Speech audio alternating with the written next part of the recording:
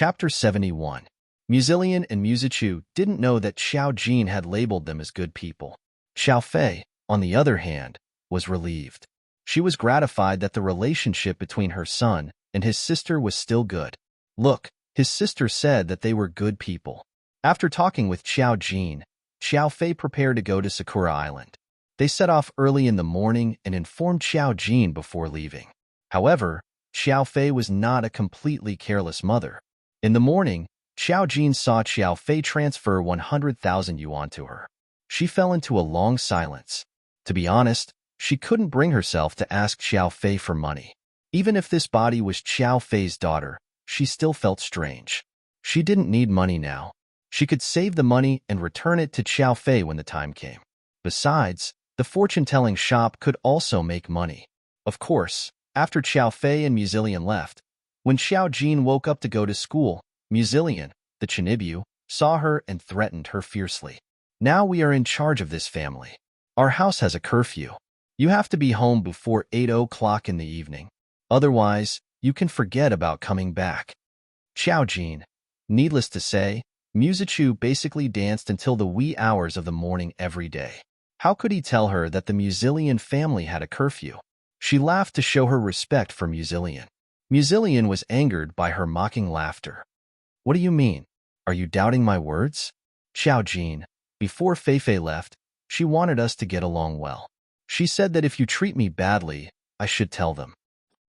Muzilian's face was wooden. Are you threatening me? I asked you to come home early with good intentions. You actually think that I treat you badly? Which decent girl would still be outside at 8 o'clock at night? Muzichu walked over and glanced at Muzilian. A decent boy wouldn't be dancing in a bar at 2 in the morning. Muzilian. I'm not serious. Xiao Jin. Haha. Muzilian. Fuck. After Xiao Jin left, Muzilian looked at Muzichu and said unhappily, Brother, why are you speaking up for her? We are now establishing our authority as her brothers. Look at her. She calls her parents by their names at home. Does she even respect us? Muzichu snorted. But didn't you say that you wouldn't acknowledge her as your sister? Muzilian. His expression stiffened for a moment, and then he said sorrowfully, Can you blame us? Mom and Dad have been brought back. I can only accept reality. Just you wait.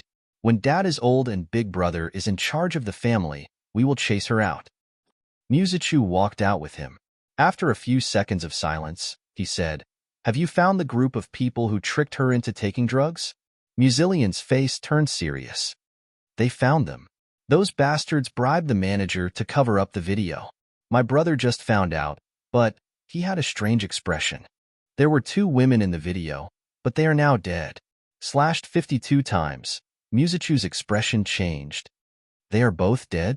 Muzilian nodded. This matter is a little strange. The police are still investigating. They suspect that it is a serial murder case. It is just that the deaths are too coincidental.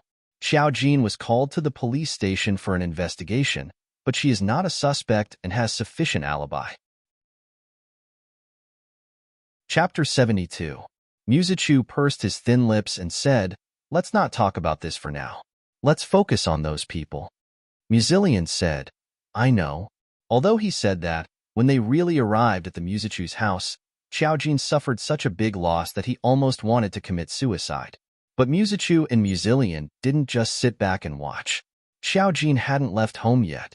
Because of the array she had set up in the house, all information about her would be automatically transmitted to her ears. She heard the conversation between Muzichu and Muzilian. After a while, she sighed and said, Alas, it's so melodramatic. When there was no karma that day, she knew that Muzilian and Muzichu had no connection. The karma was caused by Feng Feihe. Now it was obvious that Feng Feihe was behind it. Xiao Jin hadn't found out what the relationship between this woman and Tan Xuejiao was. Feng Feihe had done a lot of evil things. The interesting thing was that her destiny was actually quite strong.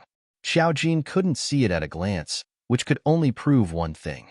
Either this woman's destiny was very strong, or she had a big backer behind her. Her backer was enough to protect Feng Feihe from Xiao Jin's karma for the time being. It was a fact that she had harmed Xiao Jin. Sooner or later, something would happen. When the time came, there would probably be a good show to watch. It was another day of ordinary classes. With the memory of the past, the pressure of the classes was not great for her. In addition, Xiao Jin was now smart and had a wide range of six senses. She could learn everything very quickly. Even if she fell behind for more than 10 days, she could understand it as soon as she listened to the class. Besides, language was really not that stressful. She went to the library and picked a few books about the origin of the language she had learned. Combined with the teaching materials, she almost mastered the language. As long as there was actual information, she only needed to memorize and a little flexibility. It was so easy to learn. Modern knowledge such as mathematics was the real problem. Since he had already learned it, he had to learn it. A day passed, and she left school after school in the afternoon as usual. The Mu family arranged for a chauffeur to pick her up. When she walked out of the school gate, she felt a sinister gaze staring at her. She turned her head slightly, and Lu Wuming's panicked figure flashed past her eyes. Her lips curled up slightly. A piece of trash still refuses to give up on his evil intentions. He really needs to be taught a lesson. At the same time, some people in the school also realized that they had been unlucky for the past 2 days. Among them, the most were the people who posted Xiao Jin's post that day. She was a girl who had a crush on Musichu, UCK. This was very normal. Many people in the school had a crush on Musichu. Who wouldn't like an influential figure? That day, when she saw Xiao Jin and Musichu getting out of the same car, she was really confused. She just happened to hear about Xiao Jin's matter. She felt that how could a girl from such a small place be worthy of Musichu? Without much investigation, she directly posted a post on the internet. When she saw so many people denouncing Xiao Jin with her, she felt happy. She didn't expect Musichu to stand up for Xiao Jin. Later, the post was banned from replying. She was afraid that Musichu would investigate her, so she was so scared that she deleted the post. Then, she started to have bad luck. First, she lost money. When she was walking, she accidentally stepped on a broken brick and was splashed with cement. It was dirty and smelly.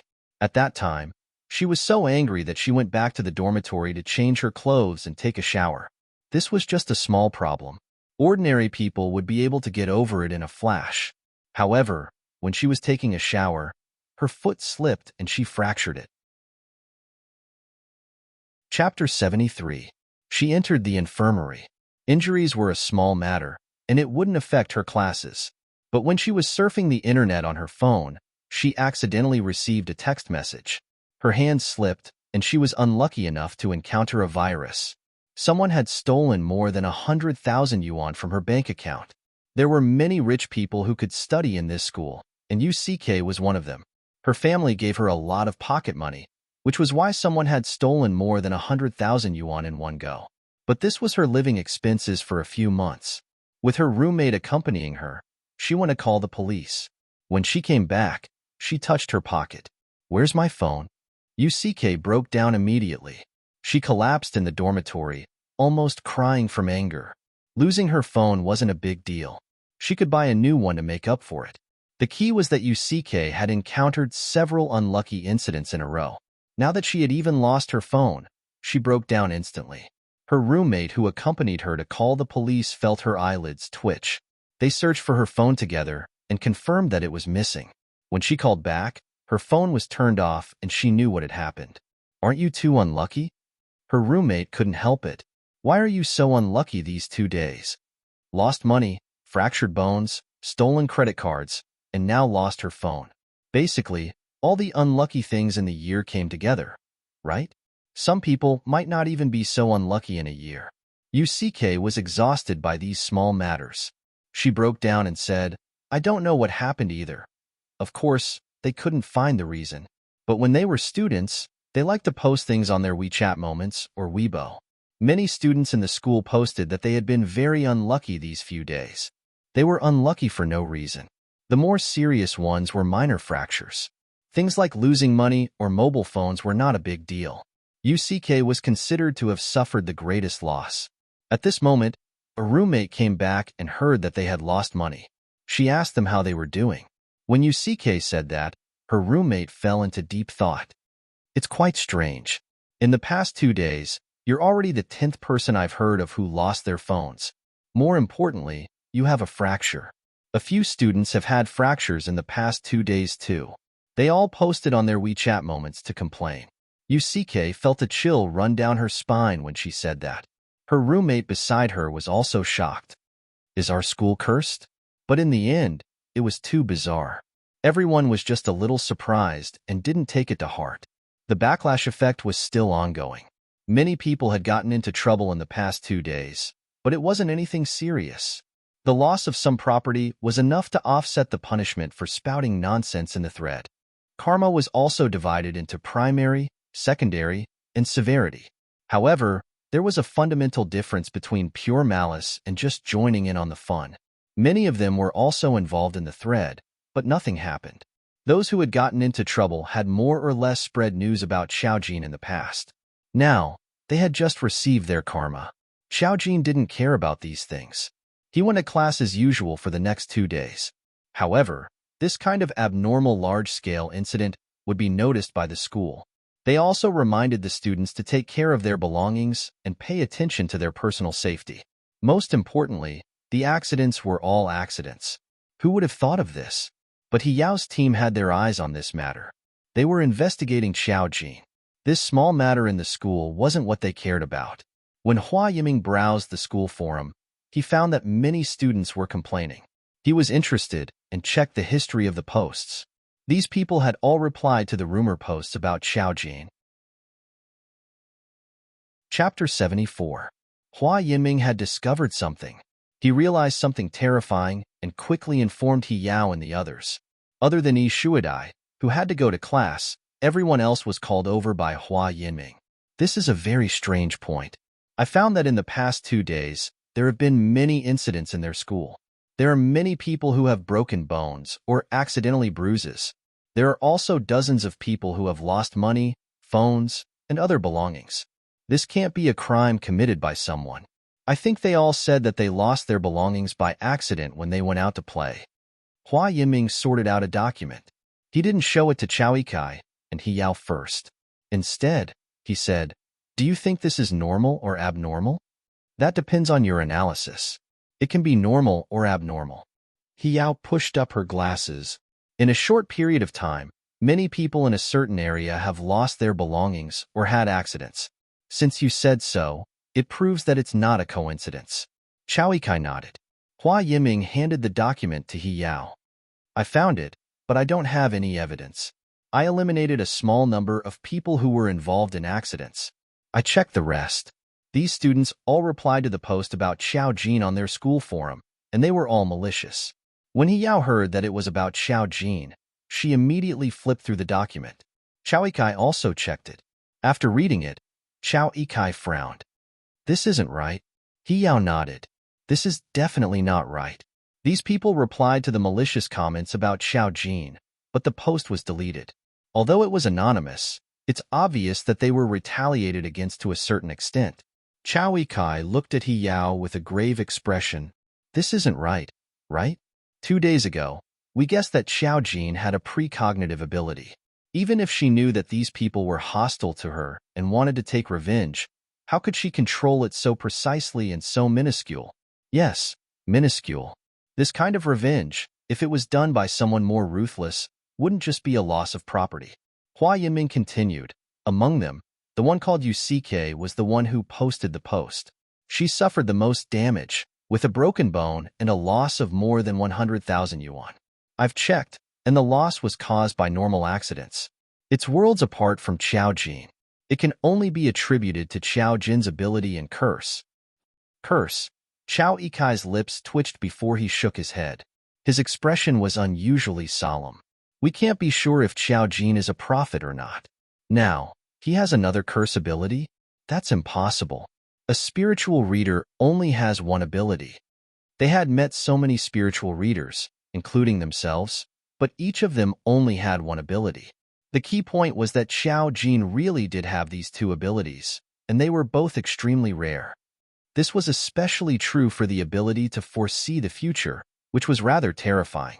If the other teams found out about this, Xiaojin would definitely be arrested. The big clans behind the other groups were searching for these talents. If they couldn't be used, then There were quite a few of these matters. Hiao fell silent for a moment before replying, "It's just a guess. We can't jump to conclusions without evidence."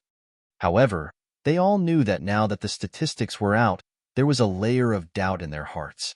This matter had been planted in their hearts. Hiao's interest in Xiao Jin was growing. She didn't seem to be a demonized spiritual reader, so what was she? Chapter 75. 3 days later, another incident happened in the Nanping District Police Station that was enough to make the police lose their hair. The first two victims weren't finished yet, and a new victim appeared in the wee hours of the morning. The same 52 slashes, the same woman. The difference was that she didn't die near the Nanping subdistrict, but in another district.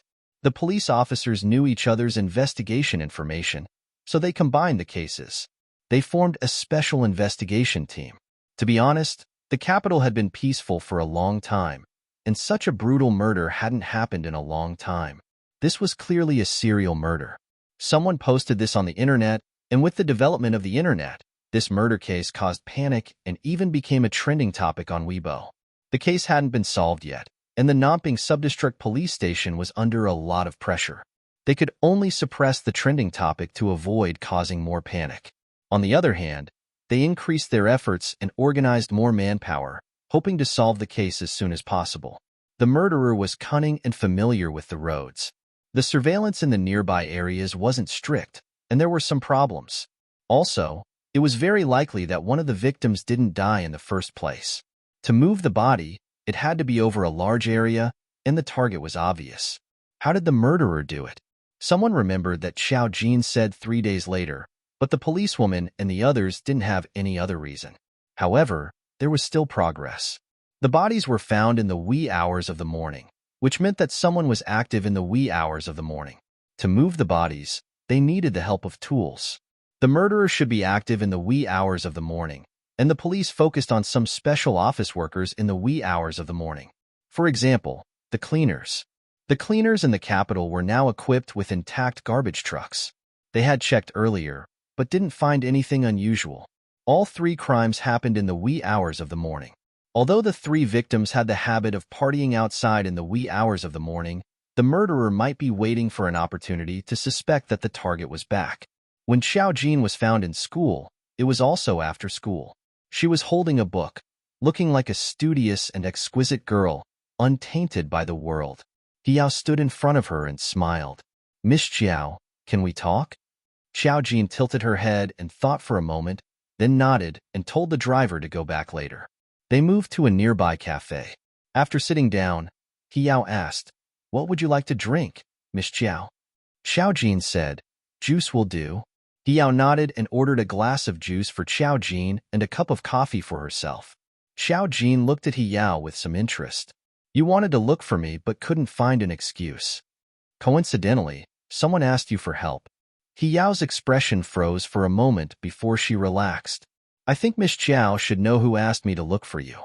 It was the Nanping branch." They didn't dare to believe Xiao Jin's words, but they were skeptical of Xiao Jin. Now that she was right after 3 days, they had no reason to ask Xiao Jin to go back and interrogate him. The third victim had no connection to Xiao Jin. They knew very well that this definitely involved a secret past, which didn't have much to do with Xiao Jin. Xiao Jin shook his head. "This matter doesn't have much to do with me anymore. They'll find out in a week." Hiao was surprised. "You said a month." Xiao Jin smiled. "I can only predict one of the possible outcomes. I can't stop others from changing their minds." Chapter 76. It was just a small peek, so she didn't need to spend too much effort on it. The murderer had changed his mind, and this wasn't something she could control. Hiao immediately understood and felt that Xiao Jin's words were inconceivable. At least this girl's prediction ability wasn't just strong. Based on her previous experience, she could at least know what would happen in a month. A month was too scary. Unless there was a direction, she couldn't know everything. Otherwise, such an ability would be too heaven-defying among the spiritualists. Hiao pursed her lips and smiled faintly, expressing her intention. "I'm really curious about Miss Xiao." "Xiao Jin, don't be curious. I'm poisonous. The more you know, the worse it will be for you." Hiao, her mouth twitched, and she gave up on normal communication.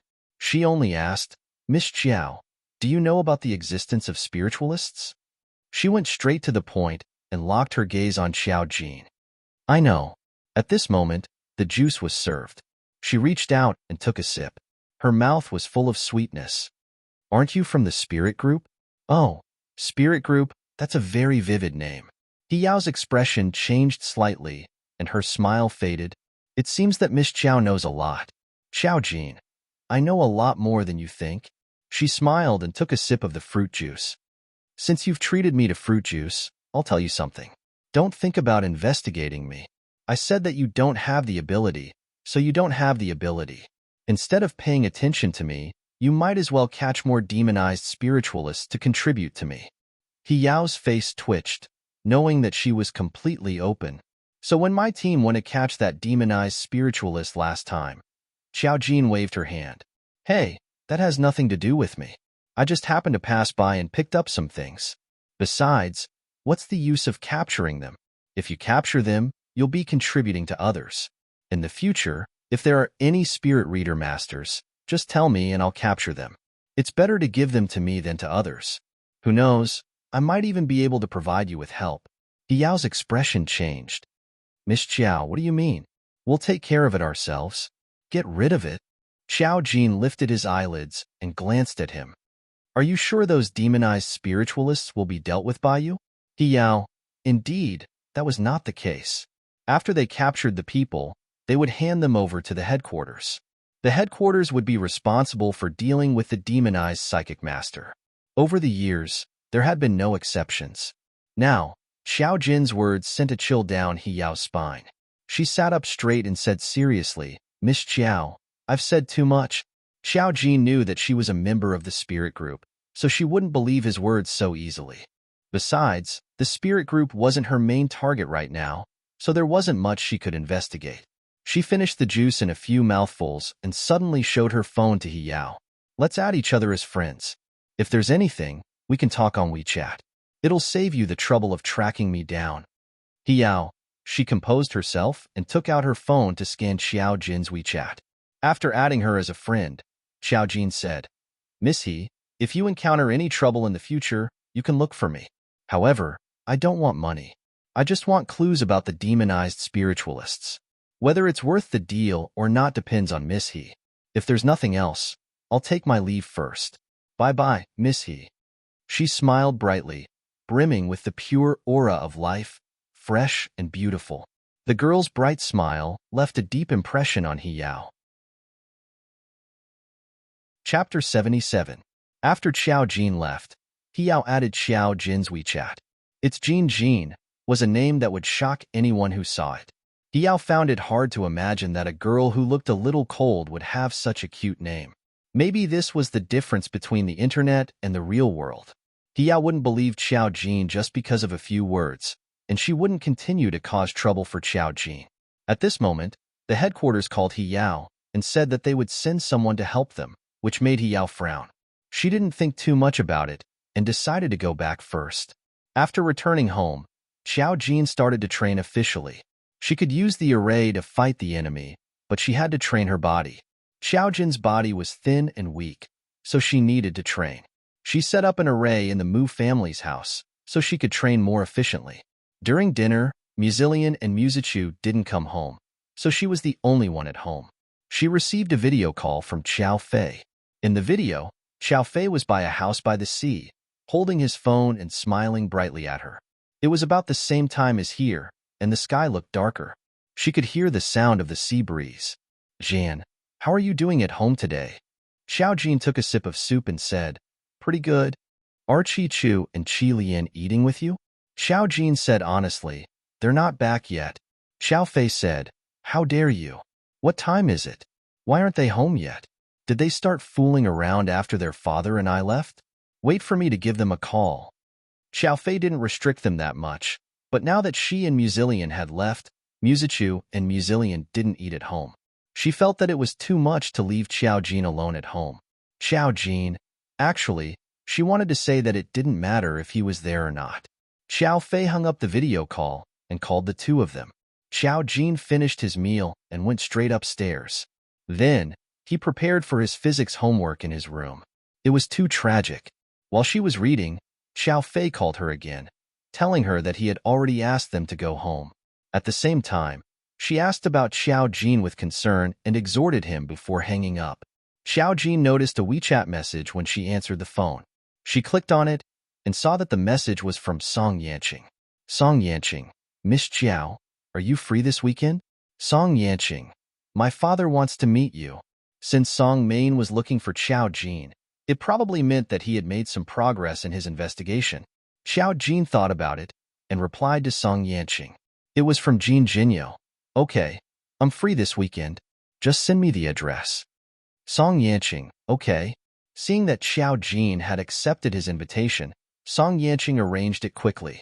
The specific address was soon sent to Xiao Jin. It was almost the weekend. Xiao Jin received a call from Song Main after class on Friday. He apologized in person, saying that there was a sudden change in the plan. He had to go on a business trip tonight and asked if they could meet tonight. Xiao Jin certainly had no problem with it. Anyway, she was very free now. So, Song Main sent her the address. After school, Xiao Jin got into her driver's car and set off for the place they had agreed on. The driver of the Mu family had also been specially trained and was very sensitive to ordinary things. After a few minutes, he suddenly said, "Miss, someone is following us." Xiao Jin curled her lips and said, "It's okay." Chapter 78. It was none other than Lu Wanming who was following her. Song Yunxian had already said that this person needed to be taught a lesson. It seemed that she hadn't taught him enough in the classroom that day. Lu Wanming probably wanted to follow her to determine her whereabouts. Perhaps he wanted to see if she would go somewhere else to play. He had chosen a good time today. Xiao Jin was going to meet the father and son of the Song family. Naturally, she wouldn't go home directly. Halfway through the car, he saw Xiao Jin enter an ordinary street.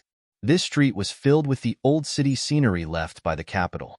Even now, it still retained the style of the houses of the Republic of China. From the outside, there was nothing special. Xiao Jin got out of the car and walked into one of the houses. She was let in. Lu Wanming watched Xiao Jin's driver drive away before getting out of the car. He also wanted to follow and take a look. Unexpectedly, before he could enter the house, someone came forward and reached out to stop him. "I'm sorry, sir. This is private property. Please don't trespass." Lu Wanming was dumbfounded. Private property? This is your private property? This is the main street? They didn't seem to be easy to talk to. "Sir, this is private property. Please step aside." They were all dressed in plain clothes and looked like ordinary people. However, they were tall and had stern faces. They were obviously different from ordinary people. Song Yunxian could tell that they were different. Lu Wanming murmured. Of course, he didn't dare to be stubborn. He returned to his car. Those people once again stood near the gate. The gate of the house was wide open. Song Yunxian could vaguely see a beautiful courtyard inside. She couldn't see anything else clearly. Those who could own such a house in such a place must be rich or noble. Lu Wanming was a little envious and jealous. Wasn't Xiao Jin just a girl from an ordinary family? How could she come here? Xiao Jin entered the house. Around the courtyard was a square house. Song Shirin walked out of the hall and greeted her politely. "Miss Xiao, this way please." Xiao Jin nodded. After entering the house, she found that the ordinary house wasn't ordinary at all. The decoration was very elegant. The main color was walnut, and there were many calligraphy and paintings hanging in the lobby. It looked like a rich family had lived here before. "This used to be our Song family's old residence. It's safe and secluded, so it's suitable for talking." Song Shirin hadn't invited her here for no reason. As he spoke, Song Yanqing walked out from behind the screen at the back of the hall. At that moment, he really felt like an elegant young master. His eye sockets were deep and his eyebrows were long and narrow. He originally looked a little cold, but after being neutralized by his sickly aura, he appeared a little warm and gentle.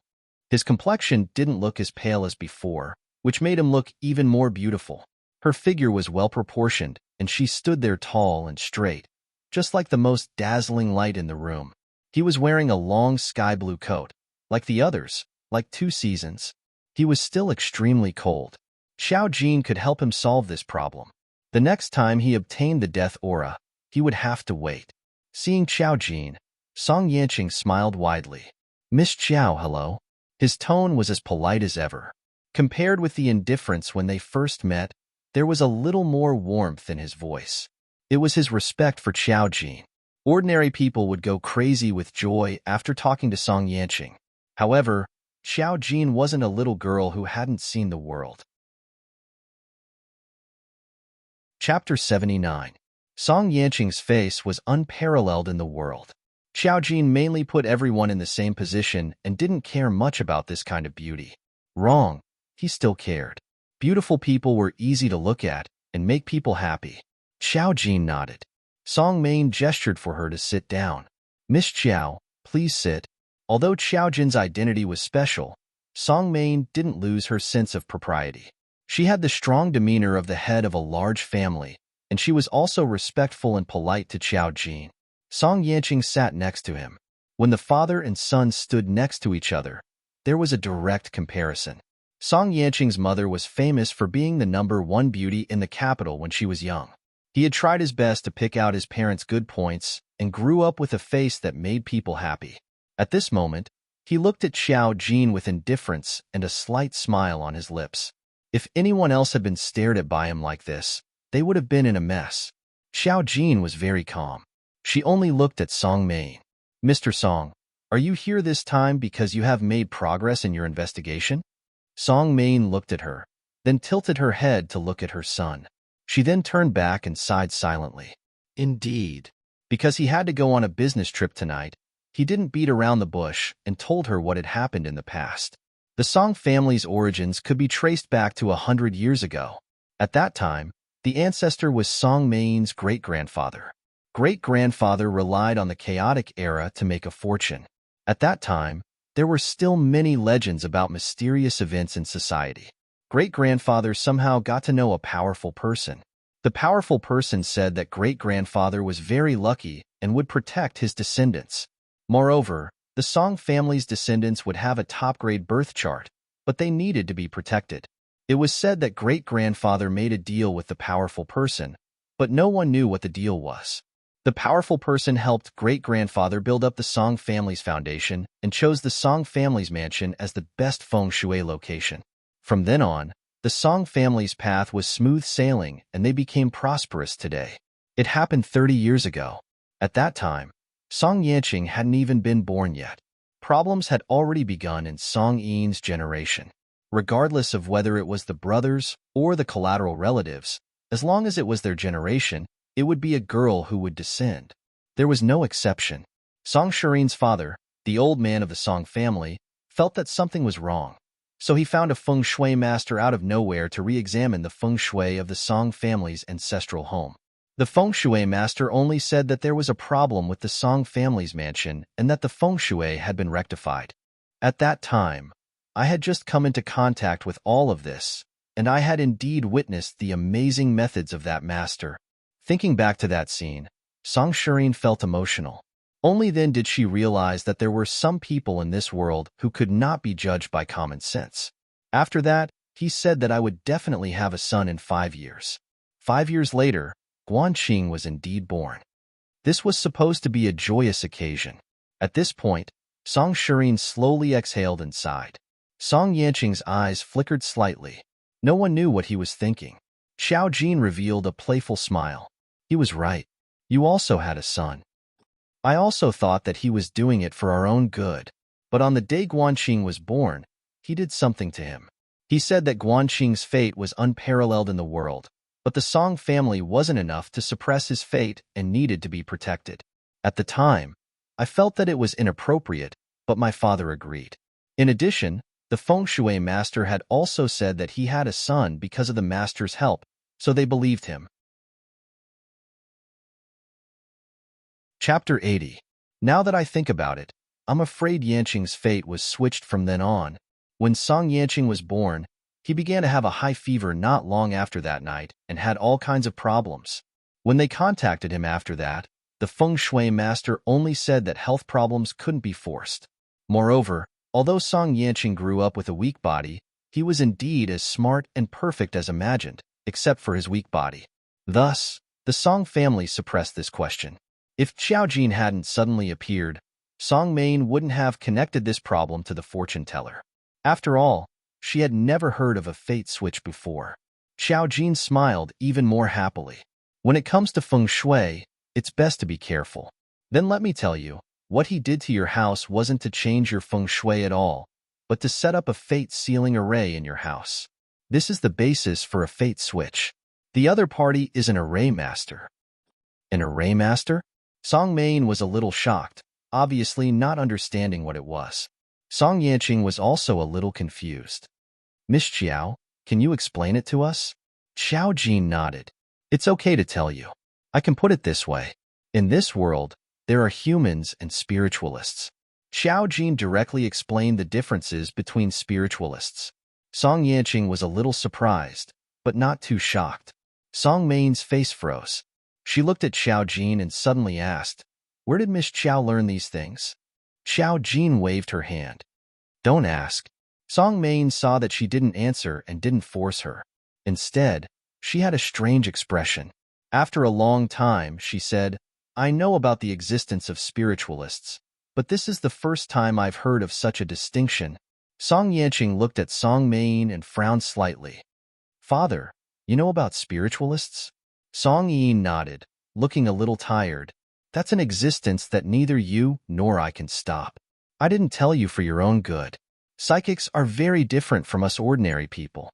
The country has a special organization to deal with them. The Song family was a prestigious family. Since their ancestors had come into contact with the relevant Almighty, it was not strange that they knew about spiritual readers. But he didn't expect that they didn't have the concept of array masters and spiritual speakers. Perhaps the concept of a psychic in their minds was only that of a sorcerer. Xiao Jin tapped his chin with his finger and thought for a moment. Then he asked, "Does Mr. Song know where the fortune teller is now?" Song Shirin's expression didn't look too good.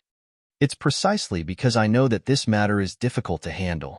That person is currently overseas, and I don't know his whereabouts. And we haven't contacted each other for almost 20 years. No one knew whether he was still alive or not." "Still alive?" Xiao Jin suddenly said with certainty, "Changing his life providence will backfire on him. He's most likely a monster that's neither human nor ghost. He won't appear in front of others casually. It's best to find out who he changed Song Yanqing's life providence with." Song Shirin suddenly looked at her expectantly. "Miss Xiao, do you have a way?" Xiao Jin shook her head. "I can investigate, but I can't help you. Changing life providence will backfire on you. It's the same if I help you. Karma is about equality. If I investigate this matter for you, you won't be able to afford the price I want. You'll suffer an even more serious backlash." Song Shirin was a little surprised. Doesn't Miss Xiao need money? For these prestigious aristocratic families, they only needed to pay for the masters they hired. Xiao Jin sighed. "If it could be solved with money, I wouldn't say so much." Chapter 81. However, she didn't say anything. "If you can find out who the other party is, or," she smiled, "or if the other party takes the initiative to attack me, I can take the opportunity to deal with them." The main reason was that she still had to guard against the backlash. If she got involved with Song Yanqing's life providence, it would be even more troublesome. When she collected enough demonized spiritual thoughts and death aura, she could use them to offset it. Unfortunately, she didn't even have enough for herself. How could she waste it? Song Yanqing instantly understood something. He looked at Xiao Jin. "Is Miss Xiao in trouble?" Xiao Jin shook her head. "It's not trouble. I just need your death aura." Song Jin knew that capable people like her should have some taboos. Otherwise, with people like Xiao Jin, the world wouldn't be dominated by ordinary people. In that case, she didn't force her. She said to Xiao Jin, "No matter what, thank you for today's matter, Miss Xiao. If there's any news, I'll let you know." Xiao Jin nodded. Song Jin said a few more words to Song Yanqing and then left for the airport. Xiao Jin and Song Yanqing were left in the room. Song Yanqing said calmly, "Miss Xiao, should I get the driver to send you back?" Xiao Jin shook her head. "No need. I still have to deal with someone. I can go back by myself? When Song Yanqing heard this, he seemed to have heard something interesting. He was a little amused and let out a low laugh. Oh, who is Miss Xiao going to deal with? Xiao Jin walked out the door. Someone who needs to be taught a lesson. She walked to the door outside and waved at Song Yanqing. Mr. Song, if there's anything, I'll see you again. Song Yanqing watched her leave, and the corners of his lips curled up slightly. When Xiao Jin's figure left the main entrance, the smile on his lips gradually faded. He took out his phone and called Song Shirin, who had just left. Father. Song Qinin's voice came through the phone. She sounded a little cold. Yanqing, we can't trust her completely, but I'll do as she says and find that person. You're my only son. I can't afford to gamble with you. Song Yanqing knew what Song Shirin meant. Xiao Jian had suddenly appeared, and she was the daughter of the Mu family. However, they had investigated Xiao Jin's information. Her previous performance did not match her current performance. Song Yanqing lowered his eyes and looked at the ground. His tone was somewhat cheerful. I believe her. Didn't she save my life? It's up to you, Song Shirin said. You have your own analysis. I'll look into it. With that, he hung up the phone. Song Yanqing looked out the door and suddenly saw his bodyguard looking at the door. He asked softly, What's wrong? One of the bodyguards came over and said hurriedly, Miss Xiao seemed to have a conflict with someone. Brother Adidas went to help her. Hearing that, Song Yanqing raised his eyebrows and walked toward the door. Xiao Ji knew that Lu Wunming was brainless, but she did not expect him to be so brainless. Xiao Jin had just come out of the house and had not even gone far. Lu Wunming drove the car and followed her for a while. Then, she realized that Xiao Jin was walking alone. Coupled with the fact that it was in a remote area, she became bolder. She stopped the car and said to Xiao Jin with some reluctance, Let's talk, shall we? He was driving someone else's car today, a luxury car. Xiao Jin glanced at it. He thought that Xiao Jin had an idea after seeing the car. He suddenly thought, Isn't she just a woman who likes money? Chapter 82. Xiao Jin wanted to know what Lu Wunming's IQ was thinking. She was chauffeured home every day. Didn't he know that? Oh, maybe he thought that those were Xiao Jin's friends from the bar who came to pick her up. After all, there were rumors about her in school. Xiao Jin smiled. What do we have to talk about? Do we know each other? Lu Wunming's expression turned ugly. You don't have to say that. Xiao Jin, it's useless to hook up with Musichu. How embarrassing would it be if people knew what kind of person you are? Xiao Jin said, Then tell me what kind of person I am. Lu Wunming curled his lips and said disdainfully, Do you think no one knows? One of my buddies said that you were drinking with a few rich men in the bar. If this news gets out, it won't be good for your reputation. He was probably talking about the incident where Xiao Jin was harmed by Tan Shuejia in the bar. There were many people at that time. It wouldn't be strange if the news got out. However, who would know the truth? Xiao Jin was still smiling. So what does this have to do with you? Lu Wunming said, Don't you just want money? Xiao Jin said, Money? She lowered her head and smiled.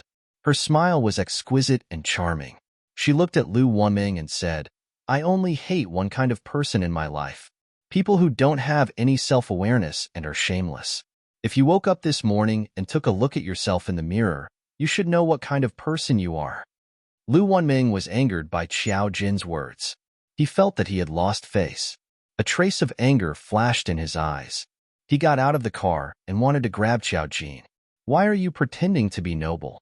Just as he finished speaking and was about to touch Xiao Jin, she reached out at lightning speed and grabbed Lu Wunming's arm. With a flip of her hand, she threw him toward the car. His arm was clamped down and he was sprawled on the front of the car. Xiao Jin was no longer merciful. With a karate chop, she chopped down on the arm that she was holding. Ah! A heart-wrenching scream echoed throughout the entire street. All of this happened in the blink of an eye. The bodyguards outside the house saw that something was wrong, and Abai immediately rushed over. Miss Xiao, are you all right? Ever since the incident with Song Yanqing, Adan had great respect for Xiao Jin. He hoped that she would forget what he had said about jumping off the balcony. Lu Wunming felt as if her arm had been broken at that moment. She was in so much pain that she was convulsing. Cold sweat broke out all over her body. Her entire body was in so much pain that she felt cold all over. When she heard Ye's words, she almost cursed it out loud. Who the fuck is the problem? However, he was already in a daze from the pain. He didn't expect Xiao Jin to be so ruthless. Xiao Jin shook him off and retracted his hand. He dusted his palms as if he was dusting off dust. Not bad. To deal with shameless people, she had to kill them with one blow. She had to beat them until they would only tremble when they saw her in the future. Abai had seen Xiao Jin hit Lu Wanming just now. That skillful posture of splitting people showed that he was a professional. He raised his eyebrows and a cold voice came from behind. What's wrong? They turned around and saw Song Yanqing walking over. Abai hurried over.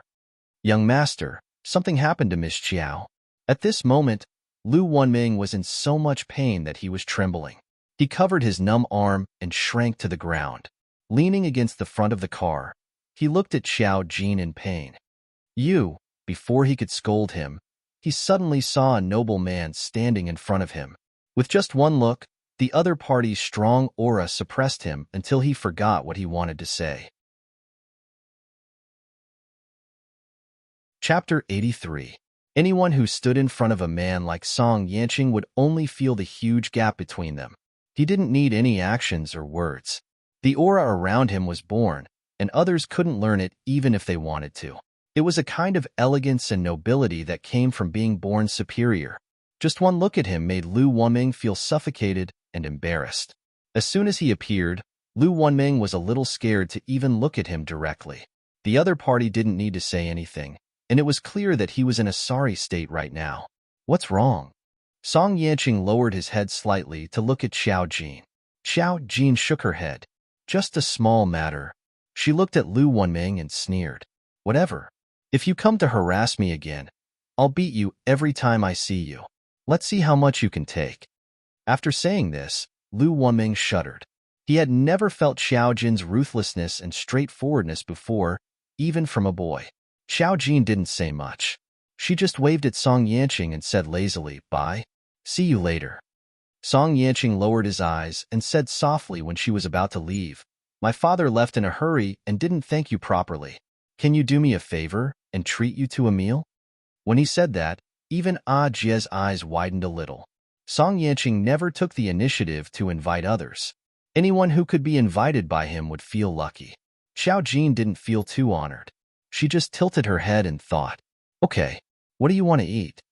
Anyway, it was the chef of the Mu family who cooked. Although he was a 5-star chef, she had only eaten it for a few days. She had to say that she was a little tired of it. She wasn't picky, but she occasionally wanted to change it. That was the main point. Song Yanqing's smile was so gentle that it could melt everything. "Up to you. What do you like to eat?" Xiao Jin was a casual person. "Tell me. I'm not familiar with this place." "Okay." Song Yanqing thought for a moment. "I often go to a restaurant. The food there is quite good." A restaurant that could catch Song Yanqing's eye was definitely not an ordinary restaurant. Xiao Jin had no objections. Seeing that she agreed, Song Yanqing tilted his head and ordered, Tong, go get the car." Zhang hurriedly said, "Okay." Zhang went to drive the car. Xiao Jin and Song Yanqing walked away naturally. Throughout their conversation, neither of them looked at Lu Wanming, who was on the ground. Even if they were in the same space, it was like a different world. Lu Wanming looked at Song Yanqing's superior appearance and the noble demeanor of an aristocratic family. Her inferiority complex was like a rising tide, suffocating her. This was a person living in another world. Except that they were all men, they had nothing in common. At this time, his arm hurt and he couldn't raise his head. When Song Yanqing and Xiao Jin walked forward, a bodyguard came up and looked at him with a fake smile. "Sir, you should leave here." Although it was a polite tone, it was full of indifference. Lu Wanming's head was hot, and he didn't dare to say anything at this time. His arm was hurt by Xiao Jin. At this time, he didn't even dare to ask Xiao Jin for compensation. Trembling, he got into the car and drove away with one hand. He felt that the consequences might be more serious if he stayed here. When he followed them, he was aggressive. Now when he left, he was like a rat crossing the street. He was dejected and couldn't be seen. Lu Wunming could feel her cheeks burning just by thinking about the difference in their levels. It was an extremely embarrassing and despairing line. Chapter 84. Adan drove a Bentley with a low-key and elegant appearance, just like its owner. Xiao Jin and Song Yanqing sat in the back seat with enough distance between them. It was reasonable to say that this was a once-in-a-lifetime opportunity, especially to be alone with Song Yanqing. Adan saw from the rearview mirror that Xiao Jin was playing with her mobile phone. Obviously, she was not in the mood to talk to Song Yanqing. Adan was shocked. This woman was too scary. In the face of the young master's stunning beauty, she was not moved at all and could still play with her mobile phone. Not only was she scary, but she was also quite beast, could still play with her mobile phone in front of the young master. What was she if not a beast? Of course, Song Yanqing was not looking for a reason to ask Xiao Jin out. Since he asked Xiao Jin to have a meal, he must have a lot of things to ask Xiao Jin. He had a lot of questions about the psychic. He had no intention of telling anyone, not even his father, about the fact that he could see another strange world. He felt that he might get the answer from Xiao Jin, but he was hesitating whether it was appropriate to tell Xiao Jin now. Seeing Xiao Jin take out her mobile phone and start playing games openly, Song Yanqing felt a little funny. Was it so boring to sit with him? He would not just watch Xiao Jin play by herself, so he took the initiative to say, "Miss Xiao." Xiao Jin suddenly raised her head. Her eyes were very bright, as if they had always been full of stars. Now, she glanced at Song Yanqing and said, "You can call me Xiao Jin." Song Yanqing changed his words. "Okay, Xiao Jin." Adan felt that the young master's change of words was too natural. He should not be such a person. Xiao Jin thought for a moment, then suddenly asked Song Yanqing a strange question. "Your grades in college were pretty good, right?" Song Yanqing did not expect someone to ask him such a question. He was stunned for a moment. Apei almost laughed out loud. "Miss Xiao, I'm afraid you don't know. Young master's previous results, no matter where he went, no matter what he studied or what he studied, he never got anything other than first place." There was pride in his tone. This was also the pride of the Song family. There were many outstanding people, but it was rare to see someone as outstanding as Song Yanqing. No matter what he did, other than what his body didn't allow, he was absolutely strong in all other aspects. Song Yanqing didn't think it was worth showing off. It was just a normal thing for him. He was just a little puzzled as to why Xiao Jin would ask such a question. "Do you have a question?" Xiao Jin's eyes lit up when he heard that his grades were excellent. "Do you have any secrets in your studies? For example, in mathematics, I studied linguistics, but it's still a bit of a headache to learn the basic courses." In other words, she was an antique from 1,000 years ago. If she didn't have the memories of the past, it would be very difficult for her to learn modern knowledge. It was already good enough that she could learn to walk. After all, she was only interested in studying all kinds of arrays since ancient times. Song Yanqing, Apei was also dumbfounded. Didn't Miss Xiao look very awesome? Why did she need to ask others for help in her studies? The key was, asking his young master for help in his college courses. There was no need to use a butcher's knife to kill a chicken. Song Yanqing thought for a moment and didn't refuse. "I don't know the progress of your studies now. You can show me the textbooks. If it's difficult to understand the content, I can help you make a simple plan to make it easier for you to learn." Xiao Jin immediately nodded. Okay, since ancient times, how many geniuses had been forced to go bald by mathematics and physics? Even someone like her couldn't escape. Chapter 85. At first, he thought that Xiao Jin was not easy to get along with. Now that he saw that the other party was also worried about his university courses, Song Yanqing felt that it was a little funny. The knowledge from childhood to university had never been a problem for him. Even if it had been a long time, he still remembered those contents in his heart. It was not difficult to help Xiao Jin with a small favor. Xiao Jin was not one to take advantage of others. After Song Yanqing agreed, she said, "If you have anything to ask, you can ask me directly." It was not that she could not tell that Song Yanqing had something to ask her. Song Yanqing nodded. "I'll tell you when we eat." The location that Song Yanqing introduced was a high-end restaurant. It did not look like a restaurant from the outside. After entering, it looked more like a clubhouse. It was very big inside, and almost all of them were small private rooms. The decoration style was a combination of Eastern and Western. Hidden in the downtown area, it looked unique and elegant. Song Yanqing introduced it to Xiao Jin. The chef here is the heir of a famous domestic chef. He has studied abroad for more than 10 years. His cooking skills are very good. You need to make an appointment to eat here. I'll let them record your information. When you want to come over for dinner, just say it in advance. Xiao Jin shook her head. There's no need to go through so much trouble. The waiter inside led them to a special private room and greeted with a smile. Mr. Song, the same old rules? Song Yanqing nodded and asked Xiao Jin, what do you like? Xiao Jin said, anything. I'm not picky. Song Yanqing nodded and said to the waiter, same as me. The waiter nodded with a smile and left. The table was a specially made rectangular carved wooden table. The two of them sat opposite each other. Xiao Jin sat down and simply looked around. Other than the unique decoration of the room, there was nothing to look at. No matter how elegant it was, it could not compare to the man sitting opposite her. As long as he was here, the surrounding scenery seemed to be a foil to him. The tip of her eyebrows and the corners of her eyes had a charm that made people unable to take their eyes off her. His bones were filled with the coldness of the pine trees in winter, but he maintained his elegant demeanor on the surface. It was precisely because he was too good-looking that people's gazes unconsciously returned to him. Seeing Xiao Jin's gaze wander around before returning to him, Song Yanqing smiled and said in a low voice, perhaps this is a little abrupt, but I have to admit that I've asked your two brothers about you before. Did you live alone with Madame Mu in Insignia City? Xiao Jin shrugged and said indifferently, yeah. These were all things that could be found out. There was nothing to deny. Song Yanqing nodded slightly and didn't continue asking. He just looked at Xiao Jin. Xiao Jin, if you don't mind, can you explain to me about spiritual readers? My father left in a hurry just now, so I have many questions. Sure.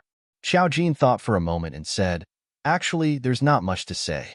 To put it bluntly, a spiritual reader is a person with spiritual senses. This thing is like winning the lottery. Very few people can obtain it, but those who obtain it may not necessarily have the wisdom to control spiritual senses. Many people will be demonized and become demonized spiritual readers. This kind of person usually has the instinct to destroy and erode, and is a disaster. Song Yanqing's ability to understand was very strong. The spiritual reader organization that my father mentioned, does it exist to deal with these demonized spiritual readers? Xiao Jin nodded. Yes. His eyes were like a bottomless abyss, surging with countless emotions. Now, there was only a faint trace of curiosity. What about you? Chapter 86. His voice was cold and pure, like the most mountain stream. Every vibration of his tone was like a beautiful performance. What do you belong to? Xiao Jin was not a member of the spirit group. Song Yanqing had never come into contact with such a world, but he understood that such an organization would probably not allow its members to leak such a secret. Me.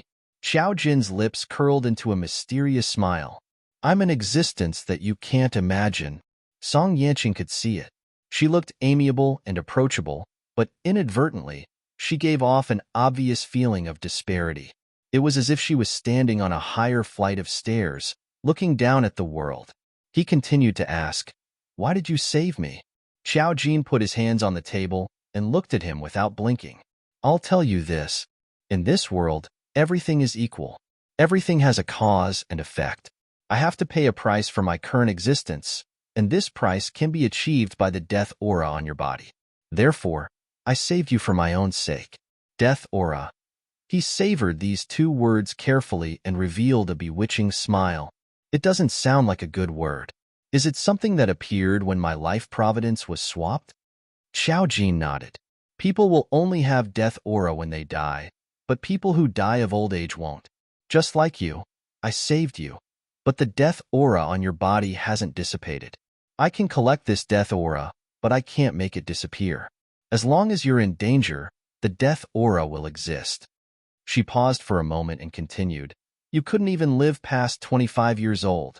It was the Song family's powerful luck that protected you. The person who swapped your life providence did everything he could to take your life. As long as you die, your life providence will fall on another person's head. Now you're not dead, so he won't let it go. The only good thing is that once you're 25 years old, even if you're in danger, you won't necessarily fall into a death aura again. As long as you find that person as soon as possible, you can restore your original life providence. After saying this, she suddenly stopped talking. The waiter pushed the door open and entered. They were pushing a small cart with exquisite bowls and plates on it. It didn't seem like much, but there were a lot of them. Song Yanqing's eyes were warm. Let's eat first. The aroma of the food was indeed alluring. The restaurant that Song Yanqing had introduced was indeed extraordinary. Just a whiff of the aroma was enough to make one unable to stop. His culinary skills were indeed better than the chefs of the Mu family. Xiao Jin enjoyed the meal to his heart's content and helped Song Yanqing answer a lot of questions. He was a very smart person, and Xiao Jin only needed to give him a general idea for him to quickly understand, even if it was a field he had never been involved in. If this person was also a spiritual reader, he would definitely be a very troublesome existence. He was indeed a rare person with a peerless destiny. While they were eating, the situation in the other private rooms in the same restaurant was also different. He's here for dinner? In a modernized private room upstairs, a gloomy man was sitting on the sofa with his eyes closed. His limbs were slender, and he was wearing a slim-fit shirt and suit pants. It was obvious that he also came from a rich family. It was just that his eyebrows were too sharp, and the corners of his lips were thin and cold, revealing a bit of harsh coldness. There were two people standing next to him. One of them was slightly shorter, less than 1.6 meters. He was wearing a medical mask, which looked a bit strange. The other person looked like an ordinary bodyguard. He bowed and replied respectfully, "Yes." Chapter 87.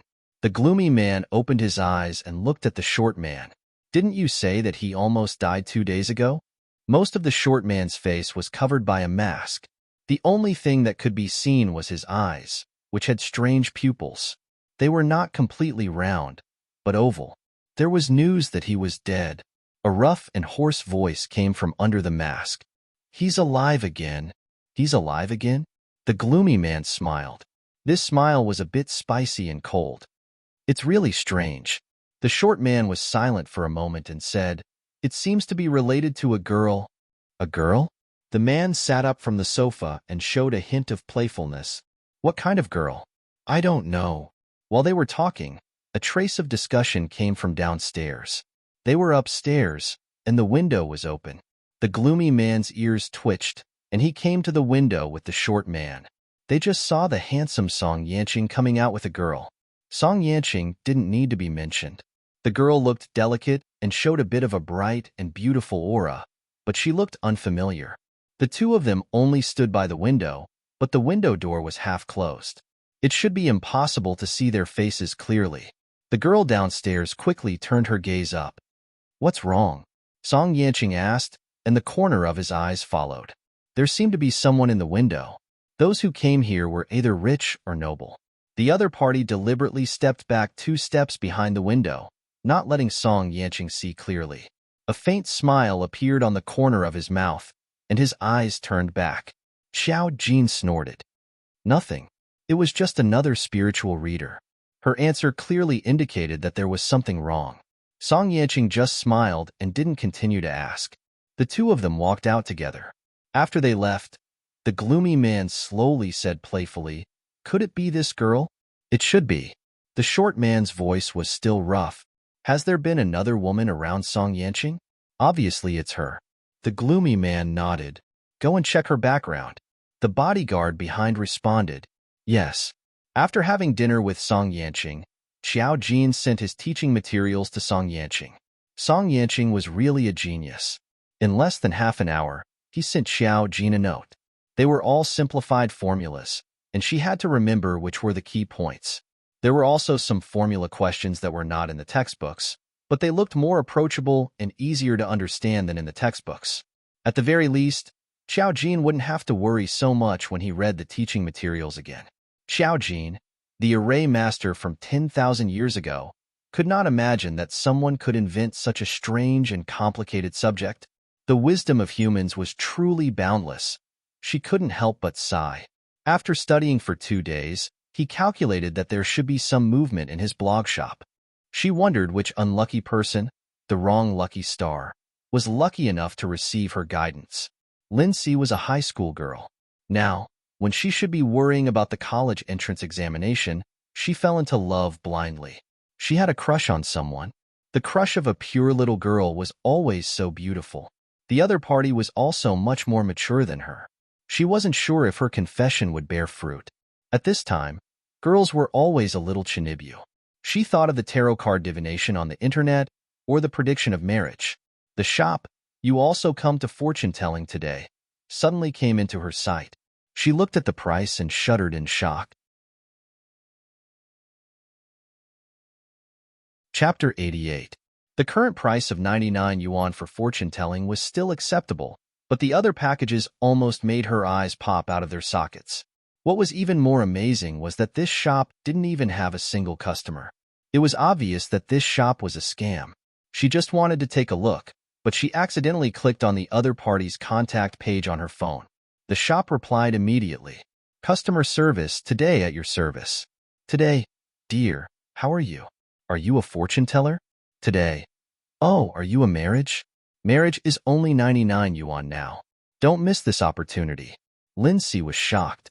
The first sentence was okay, but how did the shop owner know that she wanted to calculate her marriage? It was probably a blind guess. After all, only marriage and luck were 99 yuan per session. Lindsay had nothing to do, so she quickly replied. "Anonymous buyer XXX. How did you know that I wanted to calculate my marriage?" "Today, I run a fortune-telling shop. How can I open a shop if I don't know this?" Lindsay, his tone was quite arrogant. Anonymous buyer XXX. Smile. "Aren't all fortune-telling shops pretending to be mysterious? Your shop only has marriage and luck for 99 yuan. You can pick anyone, and it will be correct. It's impossible for someone to pick the expensive packages at the back. Today, order first. I'll calculate it for you after you place the order." Anonymous buyer XXX. You want me to place an order without saying anything? You're forcing me to buy and sell. Today, what's the point of not placing an order? I don't have any objections, but young lady, your luck can't beat this kind of calculating first and paying later. Lin thought for a moment and was shocked. Not because of the shop owner's words, but because of the word young lady. Maobao website protected the buyer's information. Before placing an order, one wouldn't know if the person was a man or a woman, and one couldn't open the buyer's history. The key was that the shop owner called her a young lady. How did the shop owner know? For a moment, Lindsay felt that her information had been sold. But she had asked anonymously. It was too strange to know that she was a young lady, right? Oh no, wasn't this a fortune-telling shop? Lindsay felt that it was a little strange, but it was 99 yuan anyway. If the other party was pretending to be mysterious, she could apply for a refund and let Mao Bao's customer service intervene. 99 yuan was just a little of her pocket money. Thinking of this, Lindsay felt more confident. She placed the order and chose a single marriage. The other party's reply was very fast. "Today, dear, please give me your name and age. It would be best if you could give me a specific month of birth." Anonymous buyer XXX. Mine? "Today, you don't need it, it's the guys." Ever since Lindsay came to her door and contacted her, Xiaojin already knew about Lindsay's general information. Anonymous buyer XXX. Hu Wei, born in August 24th. Is that all you need? Do you really not need my information? The customer service didn't reply for a few minutes. Just when Lindsay suspected that he had met a scammer, the other party quickly replied. "Today, Kiss, I think you're a little unlucky." Anonymous buyer XXX. What do you mean by that? A personal attack? Do you think I won't complain about you? She was supposed to be calculating the fate of a marriage. How did she end up being an unlucky person? Today, the first time I fell in love with someone, I fell in love with a murderer. Kiss me, tell me if you were a little unlucky. Anonymous buyer XXX. Lin was lost in thought and shock. Murderer? How could the person she liked be a murderer? Lindsay almost screamed on the other side of the phone. The customer service followed up with another attack. Today, Kiss, I suggest you choose another life calamity package. I can give you more details. Otherwise, you can choose to call the police.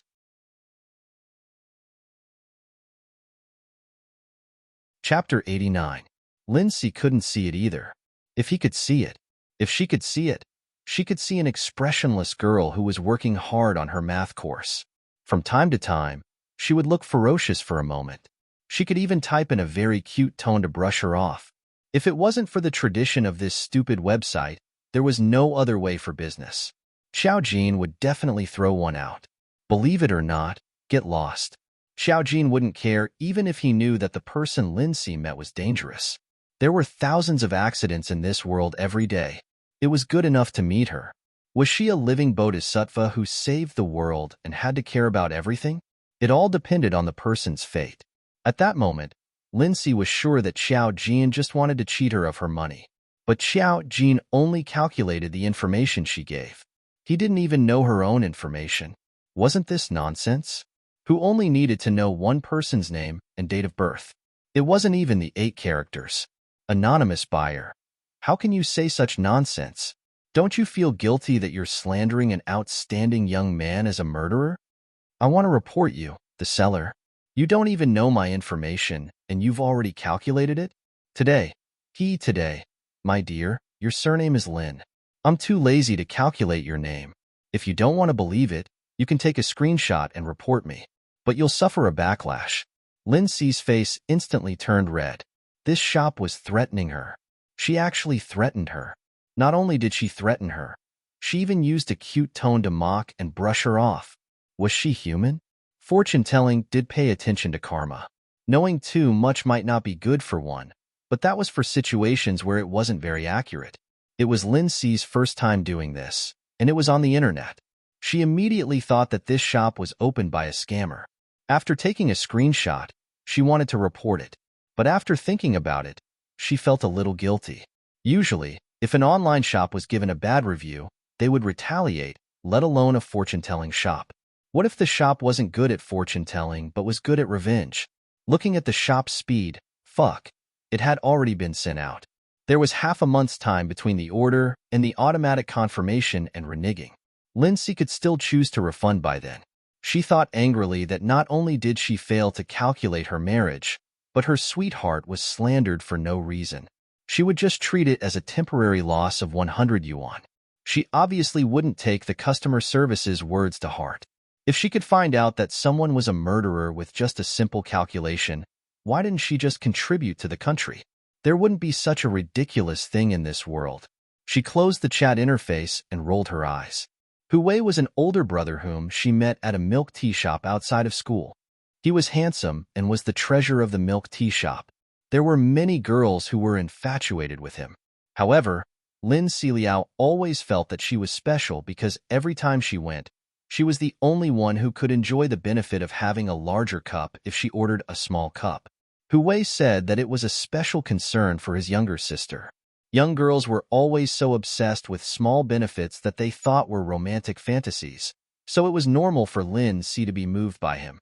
Her grades weren't too good, and she was too lazy to study, so she was obsessed with fantasies. It made Lin Xiliao feel a little guilty for doing this for nothing. How about this? After school tomorrow, she would go to the milk tea shop to see brother Hu to purify her mood. Chapter 90. It was none of Xiao Jin's business whether Lin Si believed him or not. It wasn't easy to earn 100 yuan. Xiao Jin couldn't help but click his tongue. Everything was difficult at the beginning, and then it would be even more difficult. Lin Si had suddenly come to his door. It would be even more difficult to wait for a business deal. However, Xiao Jin wasn't in a hurry. He knew that he would become famous sooner or later. He continued to keep a low profile in class for 2 days. A lot of strange things had happened in the school recently. For example, a large number of mobile phones had been lost and accidents had happened to students. It wasn't a big deal, but it made the principal want to find a master to check if the school had offended someone. Although people in the 21st century believed in scientism, people in higher positions knew that some things must have their uses since they were passed down. However, it was just a thought. There were so many students in the school, and it was a prestigious school. It couldn't be done in a big way. Feng Fei, he wasn't in a good mood recently, especially when she bumped into Xiao Jin after school. The two of them brushed past each other. His eyes lingered on her face for a moment, just a moment. Then, a strange smile appeared at the corner of her mouth. Feng Fei, he couldn't describe it. She was a little cold and a little angry. She didn't like Xiao Jin. She didn't like him at first sight. Now, she didn't like him even more. His eyes just now gave her the illusion that he was looking down at her from the top of the clouds. That was impossible. After all, with her status, she was much nobler than Xiao Jin, this wild child who had popped out of nowhere. He was just related to the Mu family. What right did he have to be arrogant? Especially when he asked Musichu not to talk to her. Thinking of this, a trace of hatred flashed in her eyes. She held her small bag and walked to the driver's door. The phone rang. When she saw the caller ID, impatience flashed in her eyes. She stepped into the car and picked up the phone. "What do you want?" Her tone was full of impatience. The other party's tone was frightened. I'm really scared. Xuejia is dead. Jiajin is dead. What if something happens to me? What should I do?" Feng Fei, he was furious when she heard the other party's fearful tone. "What are you afraid of? Their deaths were just an accident. Do you still think it has anything to do with what I told you? But you were the one who told us to look for that Xiao guy." The other party was terrified to the extreme. He sounded like he was about to cry as he said, "She has returned to the Mu family now. Who knows if the Mu family hired someone to do this?" The Phoenix consort interrupted him with a sinister tone. "I'm telling you, I don't know what you're talking about. This matter has nothing to do with me. Besides, if Tan Xuejia and Gu Jiajin are dead, then they're dead. Who knows if they've provoked someone outside?" As a member of the Feng family, she was certain that she would not suffer any harm. Judging from the Mu family's attitude, it didn't seem like they had found out about this matter. Tan Xuejia and Gu Jiajin's deaths were obviously revenge killings. The Mu family wouldn't do such a thing. A mentally ill victim wouldn't have the ability to do so. As soon as she finished speaking, there was suddenly a harsh braking sound in front of her. The driver turned the steering wheel unprepared. A large truck that had been driving in front suddenly lost control. Half of it fell down, crushing Feng Fei's car instantly. Feng Fei, he was sitting on the edge of the right-hand side. The moment she saw the car fall down, she only had time to scream.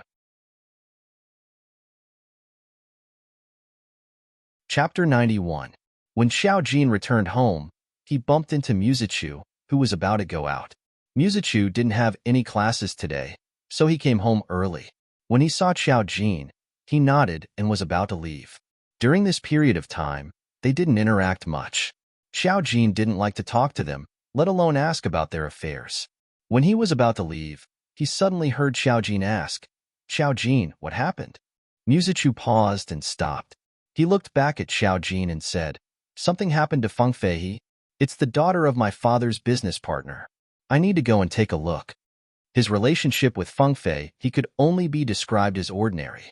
He didn't like Feng Fei, but now that something happened and Mu Zhenming wasn't around, it was reasonable for him to go and take a look. So his voice was cold, and he didn't seem to be in a hurry. Xiao Jin seemed a little surprised. "Did something happen?" Musichu nodded. "It was a car accident. A truck fell and crushed her car. The driver died on the spot. Fortunately, she was only injured and is still alive." Xiao Jin looked very surprised. He covered his mouth with his fingers. "God, how did this happen?" Then he turned and walked back to his room. Musichu. Xiao Jin's appearance just now was very pretentious. Sometimes he didn't understand Xiao Jin's thoughts, but he was too lazy to think about it now. He ordered the driver to take him to the hospital to visit Feng Fei. Xiao Jin and Feng Fei didn't know each other, so there was no need to call him over. When she saw Feng Fei today, she knew something was going to happen to her. But what she saw at that time was the aura of death. It was really surprising that Feng Fei didn't die. Obviously, the driver was the scapegoat. She drew a formation and did a simple check. When she saw the results, her lips curved into a smile. No wonder she didn't die. Feng Fei had a sudden accident. After emergency treatment, her life was finally saved. However, Several of the bones in her upper body were broken, and she was covered in blood. When she was pulled out of the car, the doctor thought that she would not survive. However, he miraculously survived. However, she would have to recuperate for a few years. Lying on the bed, she couldn't even speak. When she saw her parents rushing over after receiving the news, her tears kept falling. It was heartbreaking. Her father was Feng Yongshi, ranked 5th in the Feng family. He wasn't very outstanding, but he wasn't someone others could compare to. Her mother was the daughter of the CEO of a well-known department store, Xiejihua. When the couple saw Feng Fei's current state, their hearts were about to break. How did it become like this? Upon seeing the rescued Feng Fei, Xiejihua almost fainted from crying. She could no longer maintain her ladylike demeanor, and even her voice was a little hoarse. From this, it could be seen how much she loved her daughter. Feng Yongshi was wearing a suit. He was still energetic in his middle age, and his figure was decent. If his expression wasn't so gloomy, he would be a graceful middle-aged man. Feng Fei, he was very beautiful, and the couple's genes were naturally not bad. Feng Fei, he also had surgery on her throat, so she couldn't speak at the moment. The doctor stated the situation of Feng Fei next to them and told them that she would have to rest for at least a few years before she could recover properly. Feng Yongshi opened his mouth, and his voice was fierce. Nothing should have happened. Nothing should have happened to my daughter. The doctor could only persuade him, Mr. Feng. Sometimes accidents happen, and there is no other way. Feng Yongshi suddenly raised his head, and his eyes were frighteningly fierce. How could something happen to my Feng family?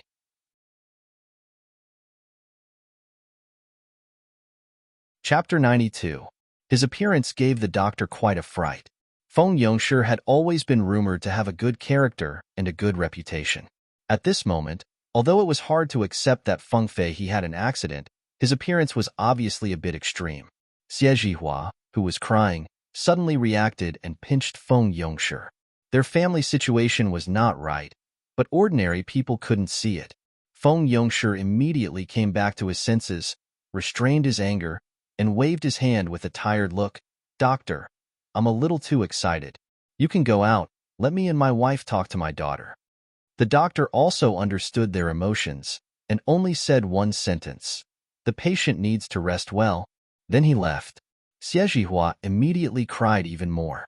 She looked at Feng Yongshi, and her voice was sharper than Feng Yongshi's just now. How could Fei have an accident? Is there a problem with your feng shui? How could she have an accident? If others heard what she said, it was obviously difficult to understand. Everyone had accidents. How could it be a problem with feng shui? Feng Yongshi gritted his teeth. This is not right. Feng Fei couldn't speak. She could only look at her parents with tears streaming down her face. She couldn't move her fingers. She pursed her lips and looked at her parents pleadingly. Xiejihua leaned over and stroked her daughter's face with an oxygen mask. Her heart was broken. Feiha, what do you want to say? Mom knows how much pain you are in. Just bear with it. There will be a way to save you. There will definitely be a way to make you recover. She turned her head to look at Feng Yongshi and scolded in a sharp voice. Now that such a big thing has happened to Feiha, she is at least a member of the Feng family. Let me ask you, will those two old farts care? Feng Yongshi suddenly covered her mouth and scolded. Are you fucking crazy? Xiejihua struggled, and Feng Yongshi said with hatred. I am even more sad that Feiha has an accident, but now that she suddenly has an accident, it means that there is something wrong with the Feng family. This is the most important thing. I want to find Aju to come and take a look. Don't talk nonsense.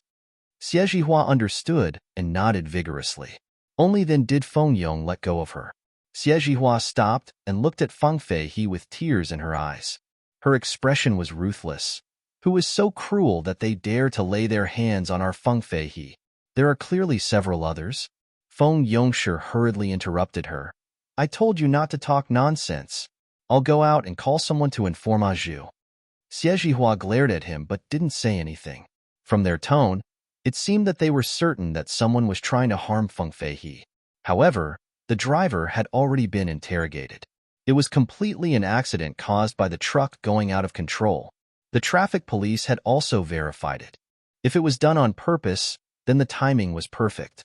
Who could be sure that it was Feng Feihe's car during the traffic jam? Feng Yongshi knew that the car accident might have been an accident, but his daughter's accident wasn't an accident. This meant that even if it wasn't a car accident, something else would have happened. This was impossible to happen in the Feng family. Xie Zhihua touched Feng Feihe's face. Her tone was sad, but she tried to be gentle. Feihe, don't worry. When Azhu comes, Mother will definitely let him cure you as soon as possible. You will be fine soon. It will definitely not wait for a few years. Don't worry. Feng Feihe used all her strength and nodded her head with difficulty. If she knew who harmed her, she would definitely kill their whole family.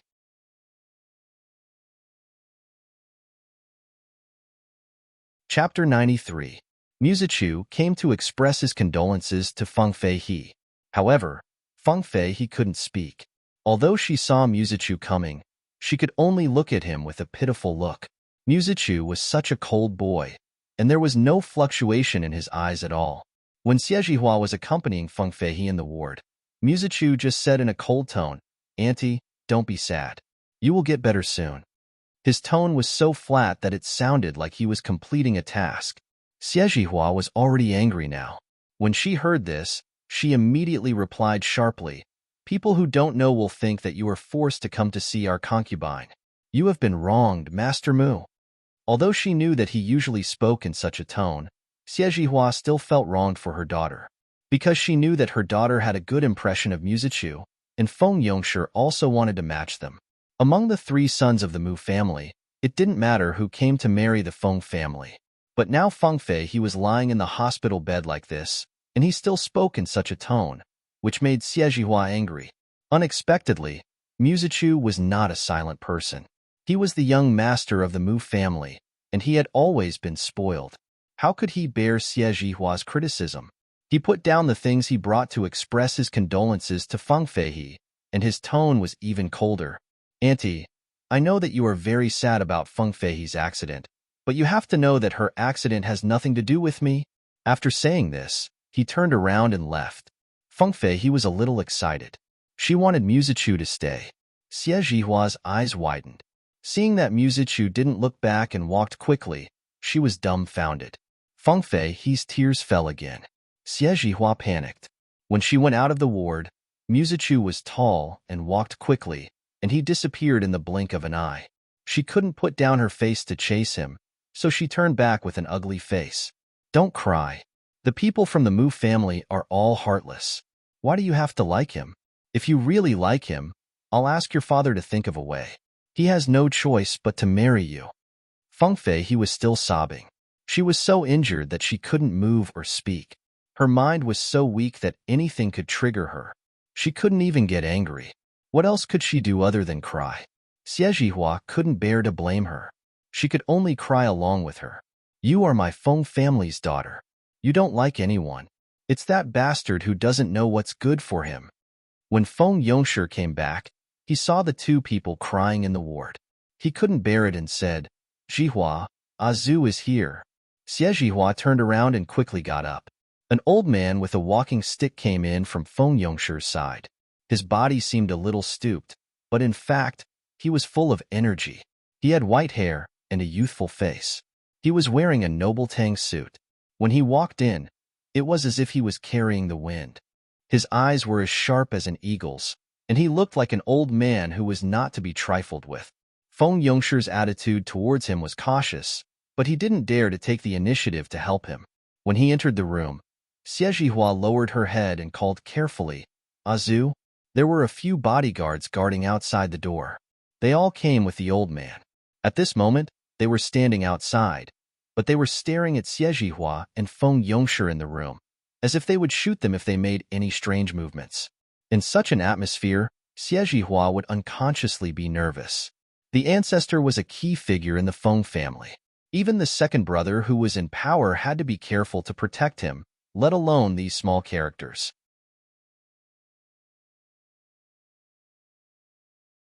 Chapter 94. Azhu's face was cold, and he didn't say a word. When he came to Feng Feihe, he only took a glance at her, then he narrowed his eyes slightly. Feng Feihe's body was injured, and now he was looking at her with goosebumps.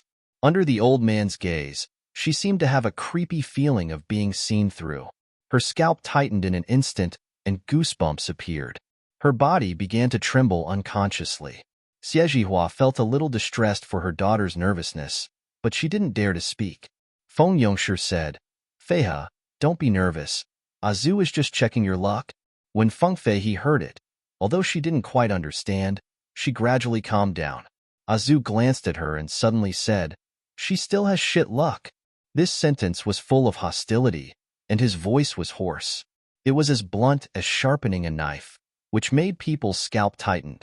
Feng Yongshi panicked at once. "Azu, this? What's going on?" Xiejihua trembled uncontrollably. "What do you mean?" Azu narrowed his eyes and said, "The Heavenly Palace's spirit is dead, and it's all dead aura. Even the Feng family's luck can't be blocked." Who did she offend? She actually has this ability. Feng Yongshi was shocked. Dead aura? He vaguely understood what the dead aura was, but Azu's words seemed too terrifying. Xiejihua's body was even limp. Even if she didn't quite understand, she could realize that this was a very serious matter. Azu looked directly at Feng Feihe. "What have you done recently?" "One by one. As long as it will affect you, say it all. The person who harmed you is not small. He can't even protect the Feng family's luck. He is not a simple person." Feng Yongshi said, "Azu, my daughter can't speak now." Azu glanced at him and snorted coldly. "This matter can't be solved in a short time. When your daughter can speak, let her explain everything clearly. She offended someone, but since that person dares to not put the Feng family in his eyes, he must pay the price." Feng Yongshi nodded hurriedly. Yes, we know. In front of Azu, they really did not dare to refute a single word. Xiejihua stuttered, "Azu, is there no way to treat Feihe's injuries?" The doctor said that it would take at least a few years for her to recover naturally. For a few years, in the Feng family, a family that ate people without spitting out the bones, it was enough to make Feng Feihe not even have the power to fight. Azu snorted coldly and looked at Feng Yongshi as if he was poisoned. "When I return, I will let Grand Ancestor treat her. You really can't do anything right." He flicked his sleeves and left. His words made everyone tremble. Feng Yongshi didn't dare to say a word. He just followed behind him and sent him off. When Xiejihua heard this affirmation, she immediately threw herself in front of her daughter's window. "It's okay, Feihe. You will get better. You will get better." Feng Feihe also heard the words that were said to treat her. At this moment, her eyes also shone with brilliance. She also knew what would happen if she couldn't recover for a few years. The Feng family was a cruel place. If you want to stand in the center of power, you have to fight for it yourself. And Azu's mysterious ability also made her feel passionate. She also wanted to have it. It was a pity that if she couldn't stand out in the Feng family, she would not be qualified to get such a mysterious ability.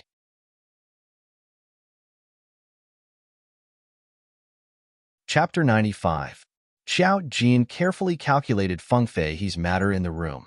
Only then did he discover that the Feng family was really a bit strange.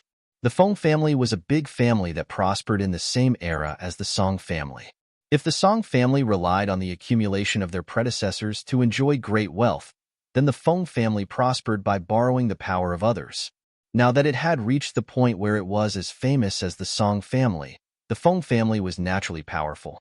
This family believed in the law of the jungle, and they still maintained the feudal system from 100 years ago.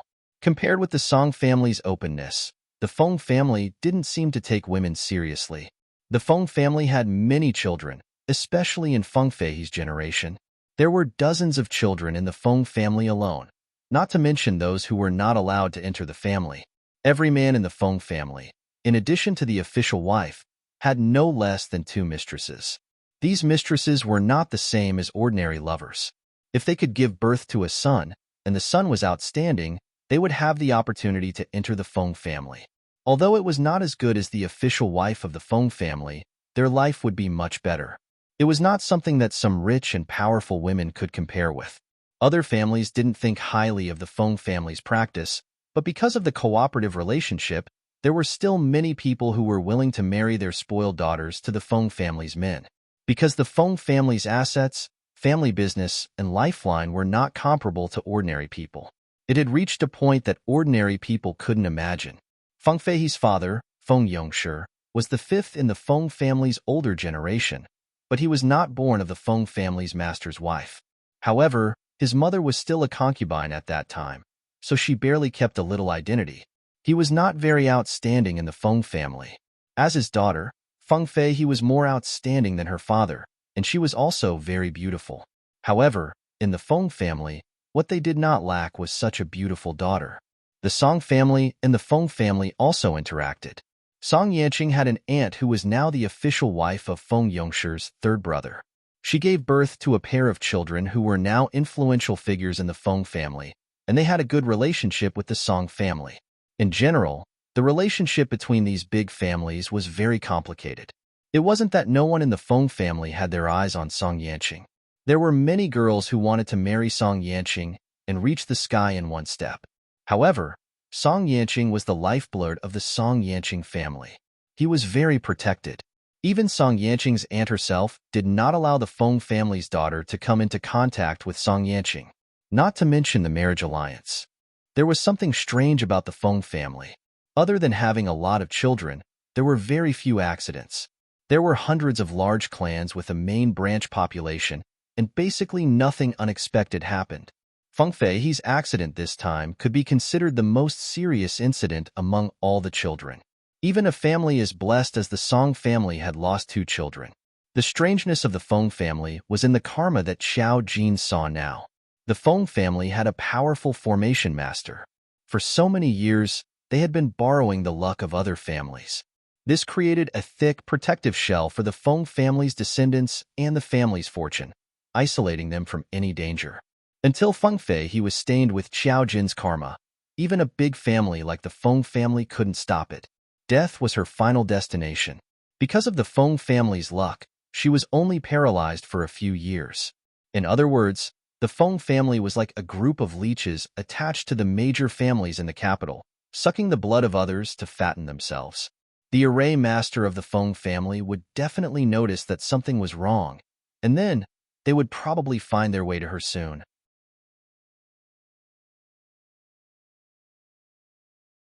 Chapter 96. Didn't they have to pay a price for doing these things?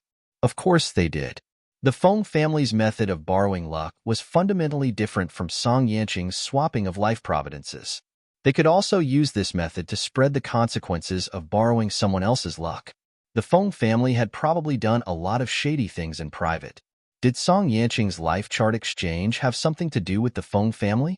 Xiao Jin thought quietly for a while and quickly abandoned this idea. Life chart exchange and borrowing luck couldn't be compared.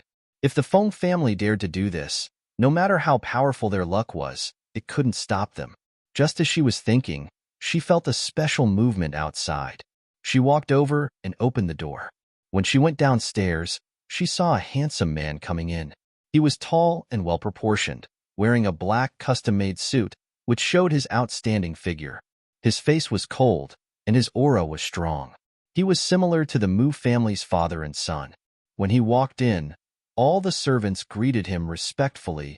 "Young master." He walked in a hurry and simply said, "Prepare some food for me." His voice was low and magnetic.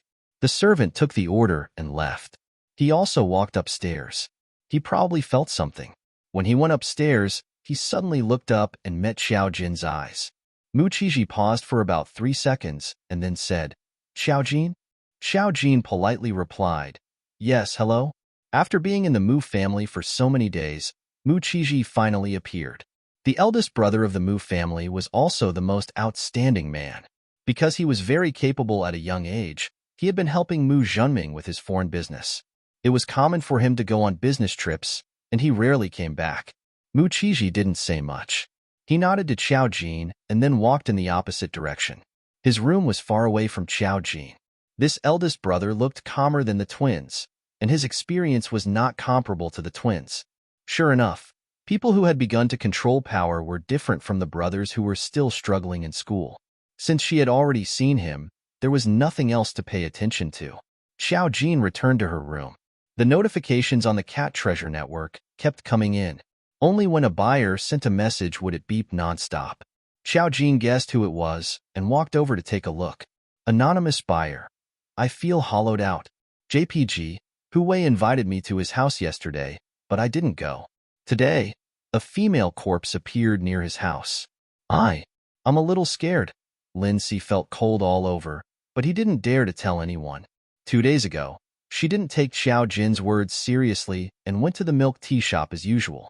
Coincidentally, her parents had gone on a trip for the past 2 days and were not at home. It was supposed to be the time for her to put on an act.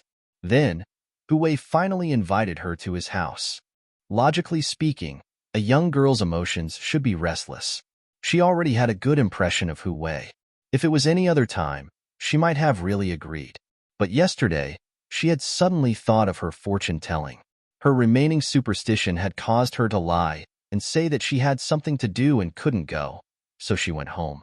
At that time, Hu Wei didn't say anything. But the next day, a corpse appeared near his house. If Lindsay hadn't seen Hu Wei's address when he was receiving a package, she might not have thought much about it when she saw the news. But it was such a coincidence that the corpse was near Hu Wei's house. She had also rejected Hu Wei's invitation yesterday. Of course, a normal person wouldn't suspect Hu Wei, but she had just been told by a fortune teller that Hu Wei was a murderer. Her rationality collapsed. She only had doubts in her heart. She felt a little guilty when she was alone at home. She asked her classmates to accompany her, but she didn't know who to tell. She was so anxious that she could only harass the customer service.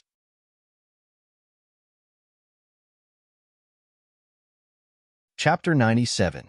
Xiao Jin was not surprised by this situation. She sat in front of the computer leisurely and took out the notes that Song Yanqing had prepared for her. She began to write quickly. About 10 minutes later, she slowly began to reply. Today? Oh. When Lin Si saw the word oh, her blood rushed to her head. She was already worried. But this customer service attitude was simply unacceptable.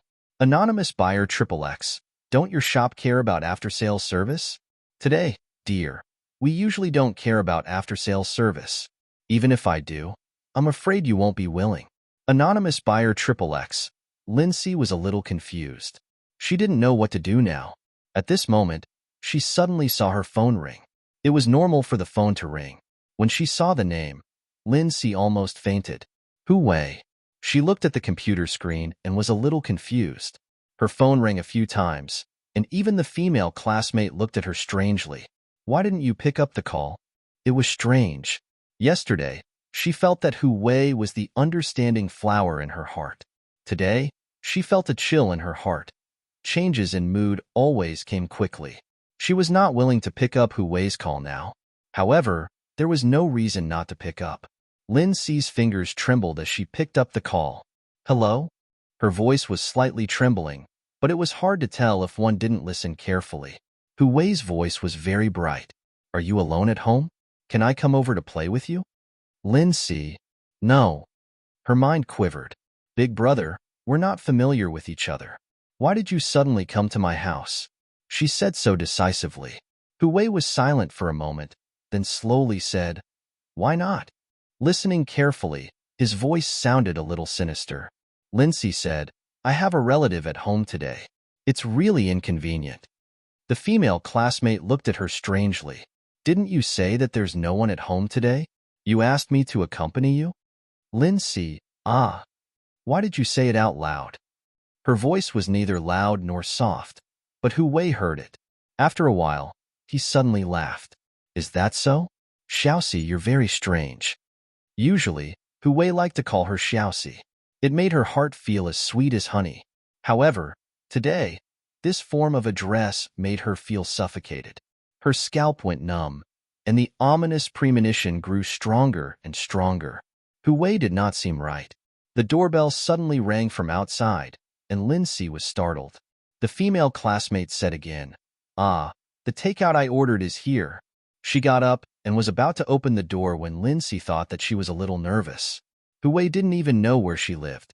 At this moment, a message popped up on the computer screen. The beeping sound was very obvious. Lindsay raised his head. Today, don't open the door. The 3 words were clear and obvious. Lindsay's pupils dilated. He hung up the phone abruptly and ran to the living room to grab the female classmate who was about to open the door. He covered her mouth at once and cold sweat came out. "Don't open it," the female student mumbled and turned her head to struggle. She signaled Lindsay with her eyes. "What are you doing?" Lindsay looked at the old security door, his head throbbing. Earlier on the phone, she seemed to have heard the echo of the doorbell. Hu-wei, it was Hu-wei. Hu-wei was right outside her house. How did he know my address?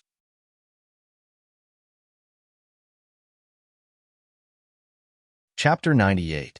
Even if Lindsay wanted to develop a relationship with Hu-wei, she wasn't so blind as to tell him everything. Moreover, Hu-wei hadn't been here for long, so he didn't ask Lindsay where she lived. What happened today was too strange.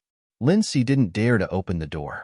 She dragged the female classmate back to the bedroom and closed the bedroom door.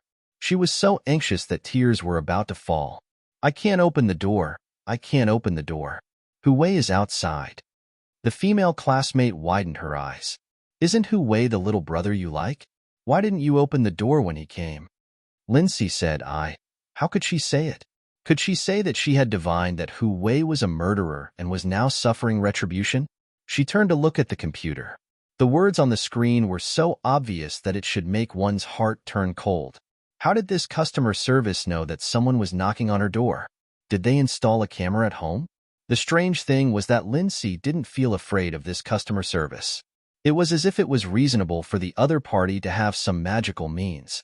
She only said anxiously, "Don't speak. Don't open the door. There are surveillance cameras in our corridor. He won't dare to smash the door. I'll tell you why later." Then, she sat down and crazily harassed the customer service. "Anonymous buyer XXX. Is he outside my house? Big boss, please save my dog life." Anonymous buyer XXX.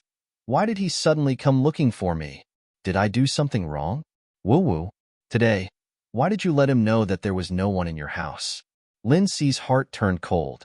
Yes, she seemed to have inadvertently said that there was no one in her house yesterday. So Hu-wei had his eyes on her. Lindsay couldn't wait to summon her parents, who were still on vacation back. After all, she was a girl in her third year of high school. He couldn't force her. This Hu-wei was a sinister and vicious person. His hands were stained with a few lives, so he was suspicious to begin with. He knew that Lindsay liked him, so when Lindsay didn't go to his house yesterday, he was puzzled. He definitely didn't know that Lindsay knew that he might be a murderer, but Lindsay's phone call just now exposed him. For no reason, Lindsay suddenly changed from a girl who liked him to someone who was extremely afraid of him. Did she know something? She even lied to him. Xiao Jin watched as Hu-wei's life providence changed crazily. He knew that Hu-wei would not be able to escape death the moment he opened the door today. In the end, he knocked on the door and told her not to open it. Anonymous buyer XXX. Boss, I was wrong. I was wrong. What can I do now? Sob, sob, sob. Should I call the police? Today, what's the use of calling the police? He's just loitering outside the door and hasn't done anything. Calling the police will only make him realize that something's wrong. Calling the police was definitely a dead end, unless Hu-wei really did something like trespassing. Today, let's make up for the karmic fate set meal. Anonymous buyer XXX. At the critical moment, although Lindsay felt that Xiao Jin was taking the opportunity to blackmail him, but today, you can choose not to kiss me. Anonymous buyer XXX. Replenish. Replenish. Compared to his life, what was money? Lindsay quickly bought a new life calamity set meal. The price of 299 yuan was actually not considered expensive. If Hu-wei was really a murderer and she escaped death today, the original price of 2,999 yuan would be worth it. He was about to lose his life, so what was the point of having money? The female classmate was shocked to see that Lindsay was still thinking about buying things on Maobao at this time. Lindsay, are you crazy?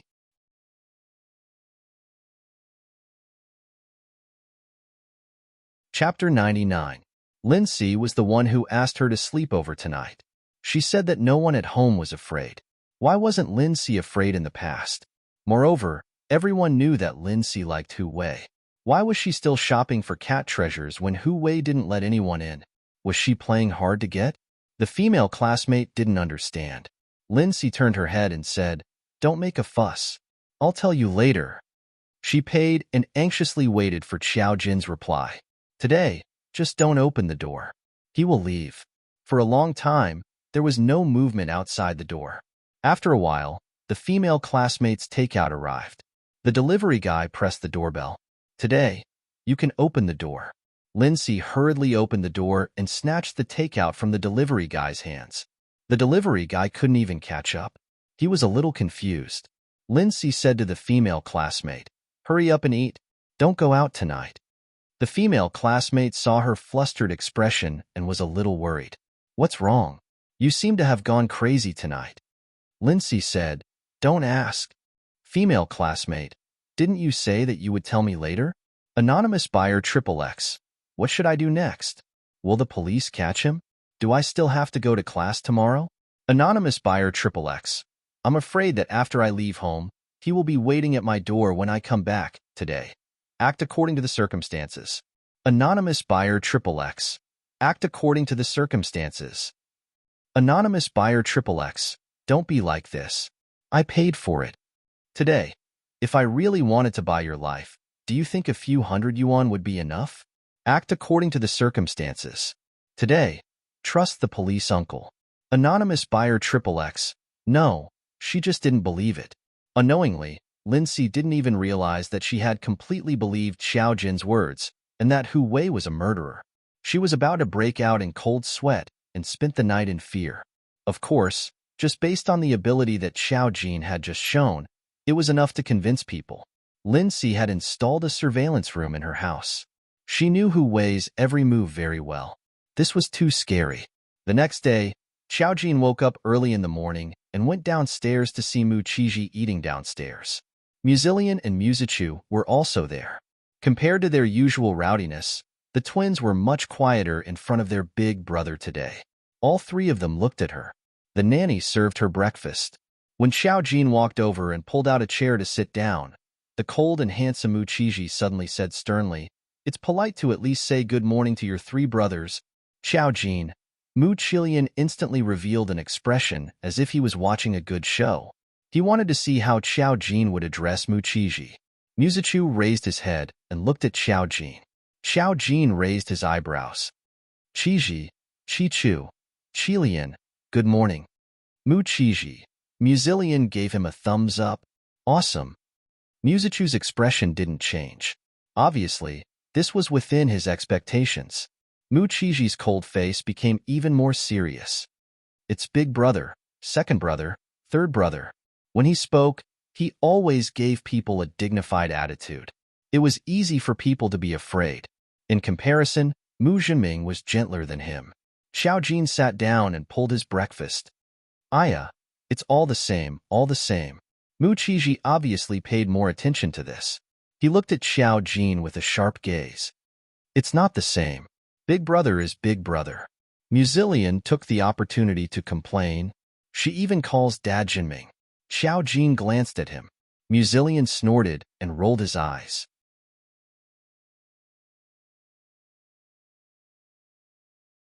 Chapter 100. Mu Qiji was even more puzzled when he heard this. "Since you've entered this family, you're also mother's daughter. Naturally, you're a member of this family. We're all family." Xiao Jin poked at the bowl and chopsticks. "Yes, we're all family. Qiji, don't mind such small things." Mu Qiji. Mu Qi hurriedly pointed his chopsticks at his elder brother's head without a trace. He indicated that Xiao Jin's brain wasn't right. Mu Qiji finally retracted his gaze and ate his breakfast. After Xiao Jin finished his breakfast, he stood up and said, "I'm done eating. Everyone, take your time. I'm going to class." Muzichu suddenly asked Xiao Jin, "Do you know Feng Fei He?" Xiao Jin instantly turned around. "Is it the Feng Fei He you mentioned who got into a car accident yesterday?" Mu Qiji also turned his gaze over. Muzilian also said in surprise, "Feng Fei He got into a car accident? Io, that's really strange. Is she dead?" Muzilian's words were not very pleasant to hear. It was clear that he didn't like Feng Fei He. It was more or less the same. Feng Fei He liked Muzichu and was almost always by Muzichu's side. She didn't like the arrogant and unruly Muzilian. It would be strange if Muzilian liked her. Mu Chiji opened his mouth to stop him. Qilian, have some sense of propriety. Muzilian snorted coldly and didn't dare to continue speaking. Muzichu only looked at Xiao Jin. You don't know Feng Fei He, right? Xiao Jin waved his hand. Of course I don't know her. It has nothing to do with me. It's really sad that she got into a car accident at such a young age. I'm going to class. Bye-bye, everyone. She left immediately. Muzilian looked at Muzichu and said, Why are you asking her about Feng Fei He? How is she qualified to know Feng Fei He? Isn't that woman's nose pointed to the sky? Mu Chiji also received the news of Feng Fei He's accident, but he didn't have much contact with the Feng family. He only asked, Is it serious? Muzichu nodded. I'll have to be bedridden for a few years to recover. Muzilian gasped. It's that serious? Muzichu nodded and did not say anything else. He vaguely felt that Xiao Jin knew something, but he didn't want to ask. After a day of classes, the news of Feng Fei He's car accident spread throughout the campus. Everyone felt that it was a pity that something like this had happened to such an outstanding and perfect school belle. There were even people who spontaneously organized to see Feng Fei He. Of course, it was unknown how many of them were there to watch the fun. When Xiao Jin finished school, she noticed that someone was following her at the school gate. The person leaned against a black car, seemingly casual. Under the lowered brim of the hat, the exposed white neck was full of strange black tattoos. It was in the shape of a black phoenix. His eyes were staring at her. Others might not be able to feel it, but Xiao Jin's senses were sharp. This person was coming for her. She hooked her lips and pretended that she didn't see anything. She got in the car and left the school. Her phone began to beep. She turned it on and saw that her only business had a follow-up. The buyer missed her and left a message. Thank you, Master, for saving my life in time. Thank you, Master. If I can see you, I will definitely kowtow to you. Xiao Jin smiled. Hu Wei was arrested. The police's action was actually very fast. The news spread throughout their school. After Lin Si learned that he was really a murderer, she almost knelt down on the spot. After returning home, the first thing she did was to praise Xiao Jin. If it weren't for the store's restrictions, she would have directly given Xiao Jin a crown.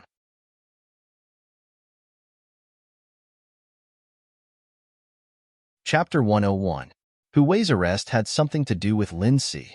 When he asked Lin Si out the day before yesterday, it was out of his expectations that Lin Si didn't go. In other words, she ruined his plan. He was an outsider and killed people purely for fun. Before he came to Lin Si's place, he had already taken 2 lives. There were always people in this world who didn't like the world. They didn't need any reason. Hu Wei didn't succeed in seducing Lin Si. He found a woman at the last minute, but in the end, there was a flaw. After the police confirmed that he was a suspect, they arrested him today. Because he was arrested directly in the milk tea shop, the news was very big. Lin Si also received the news at school. At that moment, her entire body turned cold. If she had agreed to Hu Wei that day, she could imagine that she would have been dead. How could she not be glad? Sometimes, a person's premonition was very strange. If she hadn't suddenly thought of fortune-telling, how could she have predicted that Hu Wei was a murderer? No, she had found a fortune-telling shop that was really capable. Because of the lingering fear, she even called her parents and cried for a while. However, she didn't say that the reason for fortune-telling would be easily scolded.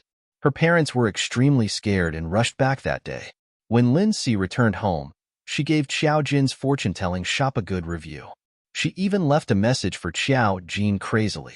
Xiao Jin's reaction was very calm. Today, it's fine as long as you're fine. Look, this is the demeanor of a master. Calm and collected.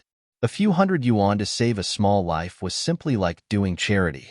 Now, Lin Si was extremely impressed by Xiao Jin. Everything the master said made sense.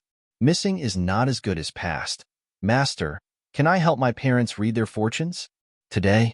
No. She couldn't be bothered to explain, but these 4 words stunned Lin Si. Perhaps the calamity was too great and offset something. It wouldn't be good if she continued to read it? Lin Si's brain reacted quickly. She quickly typed a reply, Okay, thank you, Master. I won't read it. I will definitely recommend others to come to Master's fortune-telling shop. Xiao Jin didn't reply. If it were any other seller, they would have to worship the buyer. But now in Lin Si's eyes, Xiao Jin was a divine fortune teller. It was normal for a divine fortune teller to have a personality. She couldn't help but feel a little excited. This master was too accurate. However, if he wasn't a fortune teller, it wouldn't be good for him to harass this master.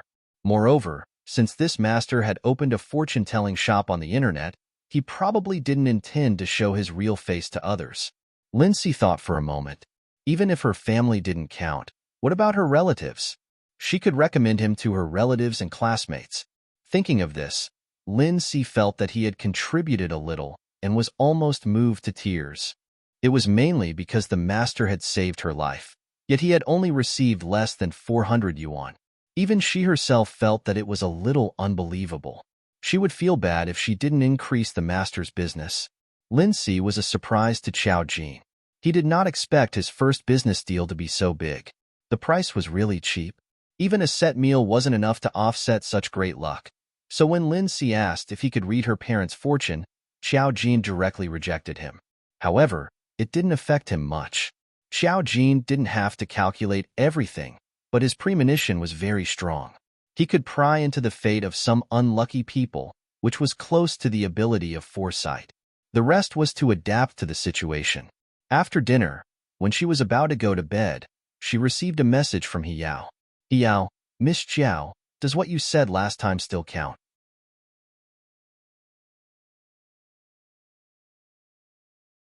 Chapter 102. Xiao Jin's interest was piqued. He replied, "Are you talking about the demonized spiritual thoughts?" Hiyao, yes. Hiyao, we have a problem here. She didn't say anything else, but sent an address to Xiao Jin. Xiao Jin glanced at it and got up without hesitation. He put on his coat and was about to go out. At this time, almost everyone in the family was resting in their rooms. When Xiao Jin went downstairs, he happened to meet Mu Qiji. Seeing that Xiao Jin was about to go out, Mu Qiji frowned. "Where are you going?" Xiao Jin said naturally, "I'm going to the disco." Mu Qiji. In Mu Qiji's mind, there was no such thing as a disco, but it didn't mean that he didn't know what it was. There was only one person in the Mu family who often went to these places, and that was Muzilian. Mu Qiji was not conservative, but he didn't think highly of these behaviors. Hearing this, he said in a harsh tone, "It's already 9 o'clock. Xiao Jin, yes, I know. I'll try to be back by 11. This was a very rebellious thing. The key was that Xiao Jin did it so casually as if it was a normal thing. Mu Qiji could not bring himself to stop her from scolding or hitting her. He only looked at her back view as she left and pondered for about a minute before he slowly took out his phone and called his father. When the phone was connected, Mu Qiji said concisely, "I think Xiao Jin is a bit rebellious." Mu Zhiming, the couple, who were on vacation in Sakura, were so happy that they didn't want to go home. Hearing their eldest son's phone call, they knew what kind of situation he was in. Mu Zhiming said casually, "She was even more rebellious a while ago."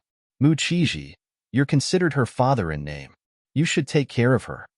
Mu Zhiming, "Sorry, I can't do anything." Mu Qiji, the father and son were speechless on the other side of the phone. After Xiao Jin came out, he did not disturb the driver. He took a taxi outside the villa area. The address given by Hiyao was quite a distance away. When she arrived, she found that it was an area that was waiting to be developed. The tube-shaped apartments nearby were all old. The tenants here were mostly migrant workers and white-collar workers who felt that the rent was cheap. Because it was going to be demolished, most of the buildings had been moved out. Only a few buildings were still lit up. Opposite him was a brightly lit building. It was like the difference between two worlds. There were very few people in the area to be demolished. Other than the construction team, there were only some small businesses and passers-by. Hiyao and the others were sitting in a small coffee shop, which was very conspicuous. When Xiao Jin walked over, Hiyao's team raised their heads. Although they had been investigating Xiao Jin, this was the first time they had come into contact with Xiao Jin other than Hiyao. When Xiao Ikai was chasing the demonized spiritualist, he was in the same department store as Xiao Jin and did not know her. The girl who came in had her long hair tied up.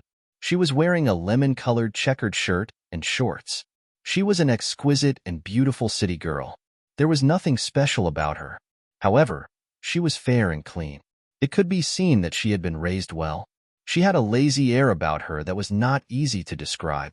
Her temperament was also very attractive. Ishuadai's eyes lit up. A beautiful big sister.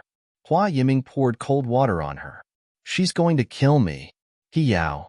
Don't talk first. Between them, there was an unfamiliar man's face.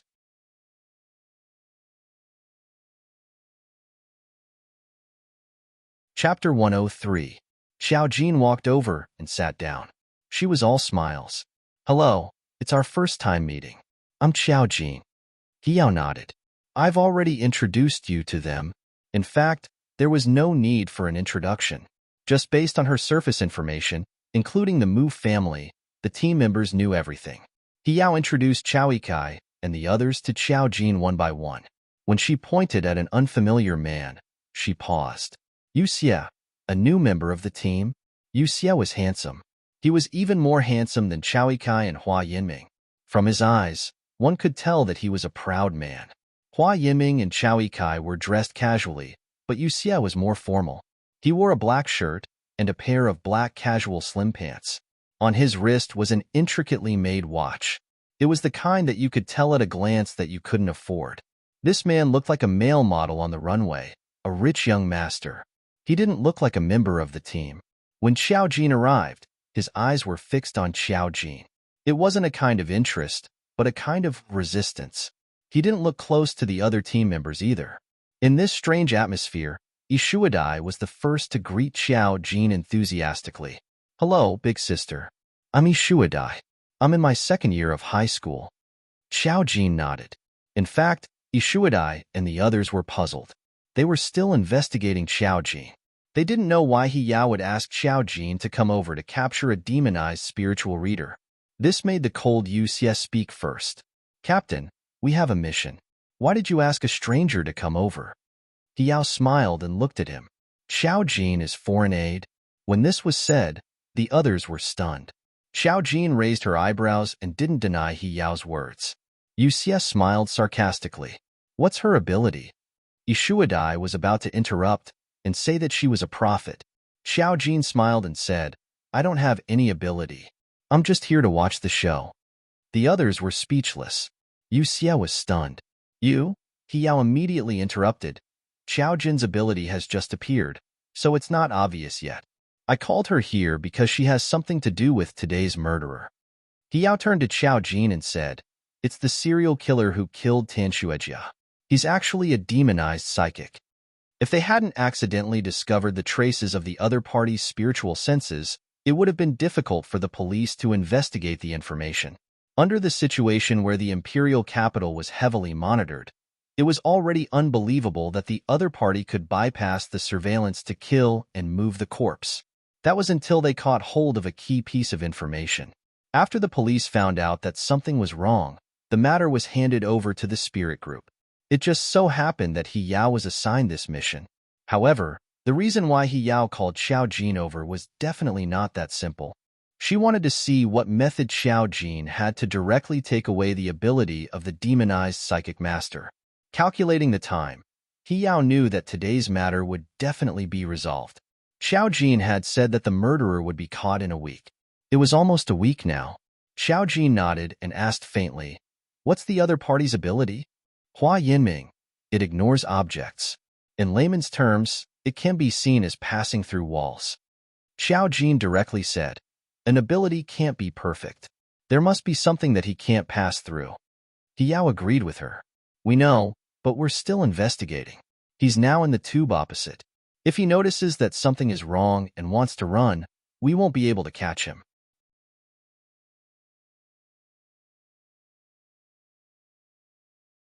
Chapter 104. A person with the ability to pass through objects wasn't easy to catch. Yu Xie scoffed at Yao's words. There are 5 of us here, and we can't even catch a demonized psychic? We are the spirit group. He obviously didn't include Xiao Jin when he said there were 5 of them. Xiao Jin didn't care. Yao glanced at Yu Xie. She wasn't interested in this person who had appeared out of nowhere and was obviously from a large family. It would be easy to catch a normal demonized psychic, but he has the ability to pass through objects. There are too many ways for him to escape. None of the 5 of them had the ability to stop him. The members of the spirit group were more suited for violent actions. Yuxia continued to ask, "What did you say that this person has to do with her?" He lifted his chin towards Xiao Jin. From his expression, it was obvious that he looked down on Xiao Jin. Ishuadai and the others looked at each other and didn't say anything. Yuxia had appeared out of nowhere and wasn't someone to be trifled with. Even the captain, Hiyao, wasn't convinced, let alone Xiao Jin, who wasn't a member of the group. Hiyao didn't even bother to look at him and said, "There is no direct relationship." Xiao Jin glanced at the 5 of them. Hiyao's psychic ability was metal. She could control all metal objects in a short period of time, just like the steel bars in a concrete wall. She was the most likely to catch a demonized psychic out of the 5 of them. However, her destructive ability was greater, and she wouldn't easily make a move for fear of causing a commotion. Ishuadai could control the growth of plants. Plants were her battlefield. Hua Yiming was a rare support character who could strengthen the abilities of others in a short period of time. Chowie Kai was extremely strong. Yuxia was a rare psychic attack. He could directly cause damage to the brain and had a strong ability to defend against enemies. Of course, he couldn't control the minds of others. This wasn't something a normal wizard could do. It was a normal deity team. A psychic's abilities were very diverse and strange. Wizards were even more diverse and had all kinds of abilities. Generally speaking, their group wouldn't be bad against others. Joining Yuxia was indeed a good choice. Unfortunately, Yuxia looked like a thorn in his side. Especially those with strong abilities, it wasn't a good thing. A psychic's ability wasn't powerful enough to defy the heavens. There was a range to their ability. If you asked Ishuadai to grow plants, she could at most control one plant to attack the target or make several plants grow 1 meter at the same time. It wouldn't cause too much damage. The stronger they were, the less likely they would appear in front of others. Moreover, in modern society, there were many scientific methods to control these spiritual readers. They kept each other in check. After reading it, Xiao Jin suggested, "You can start now. I'll wait here." Hiyao hesitated for a moment before asking, "You're not coming with me?" Xiao Jin raised her porcelain-white chin. "I don't know anything. I'll only be a burden if I go." Everyone else, that's right. If Xiao Jin's ability was foresight, then she wouldn't be able to hurt him. However, they still hadn't figured out why a demonized psychic's ability disappeared. They were suspicious but couldn't say it out loud. Hiyao nodded and was about to start the operation when she said, "If you know where he will appear, please inform us immediately." Xiao Jin nodded and took out his phone. "Call me." Hiyao, "Okay."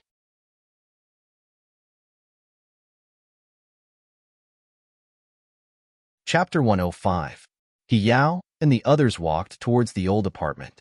The neighborhood wasn't elegant, and the old man guarding the door was just a decoration. There was no cover at all. People from all walks of life could come and go here. But after the demolition, everything would change, but it still maintained its previous appearance.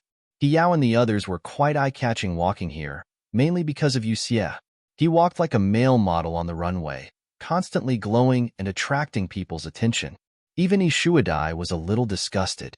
They entered the neighborhood with the information of the demonized psychic in their hands. Yuxia seemed to have a problem with it. "You left her there alone? Captain, I don't understand why you called an outsider. She's obviously useless." Hiyao glanced at Yuxia. "You have a problem with my decision?"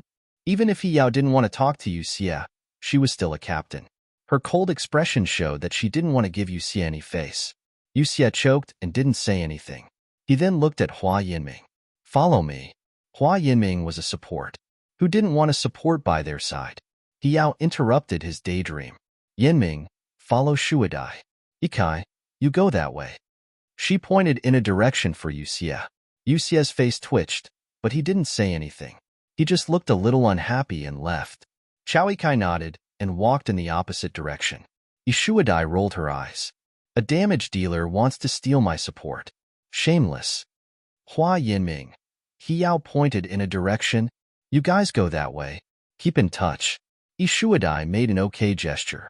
Hua Yiming nodded and followed her. He Yao walked towards the main entrance of the neighborhood. Xiao Jin sat in the coffee shop and looked in that direction with her chin resting on her hand. If He Yao wanted to catch this demonized psychic, she might be able to. She called her over because He Yao wanted to see her ability. She didn't know what the standards of the spirit group were. He Yao probably just wanted to see if she was dangerous.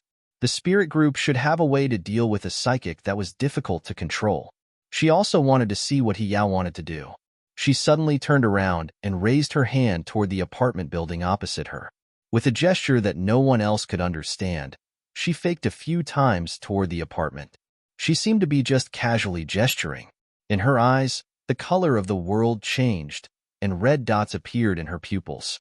Every place where the red dots corresponded to, the tube-shaped building emitted a thin red line.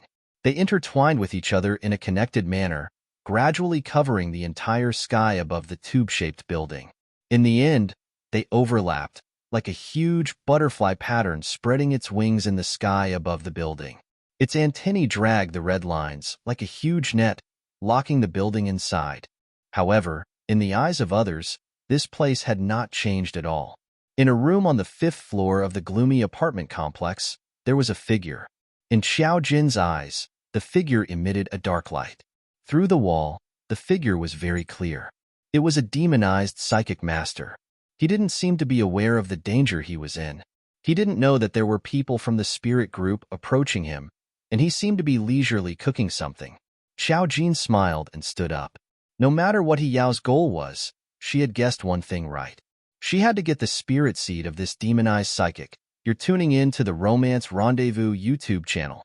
We're so grateful for your support, and don't forget to subscribe to join us on this incredible journey through captivating stories. Your generosity through donations truly makes a world of difference, as it's the primary source of revenue that allows me to expand and enhance this channel for you. Thank you from the bottom of my heart for being a part of this adventure.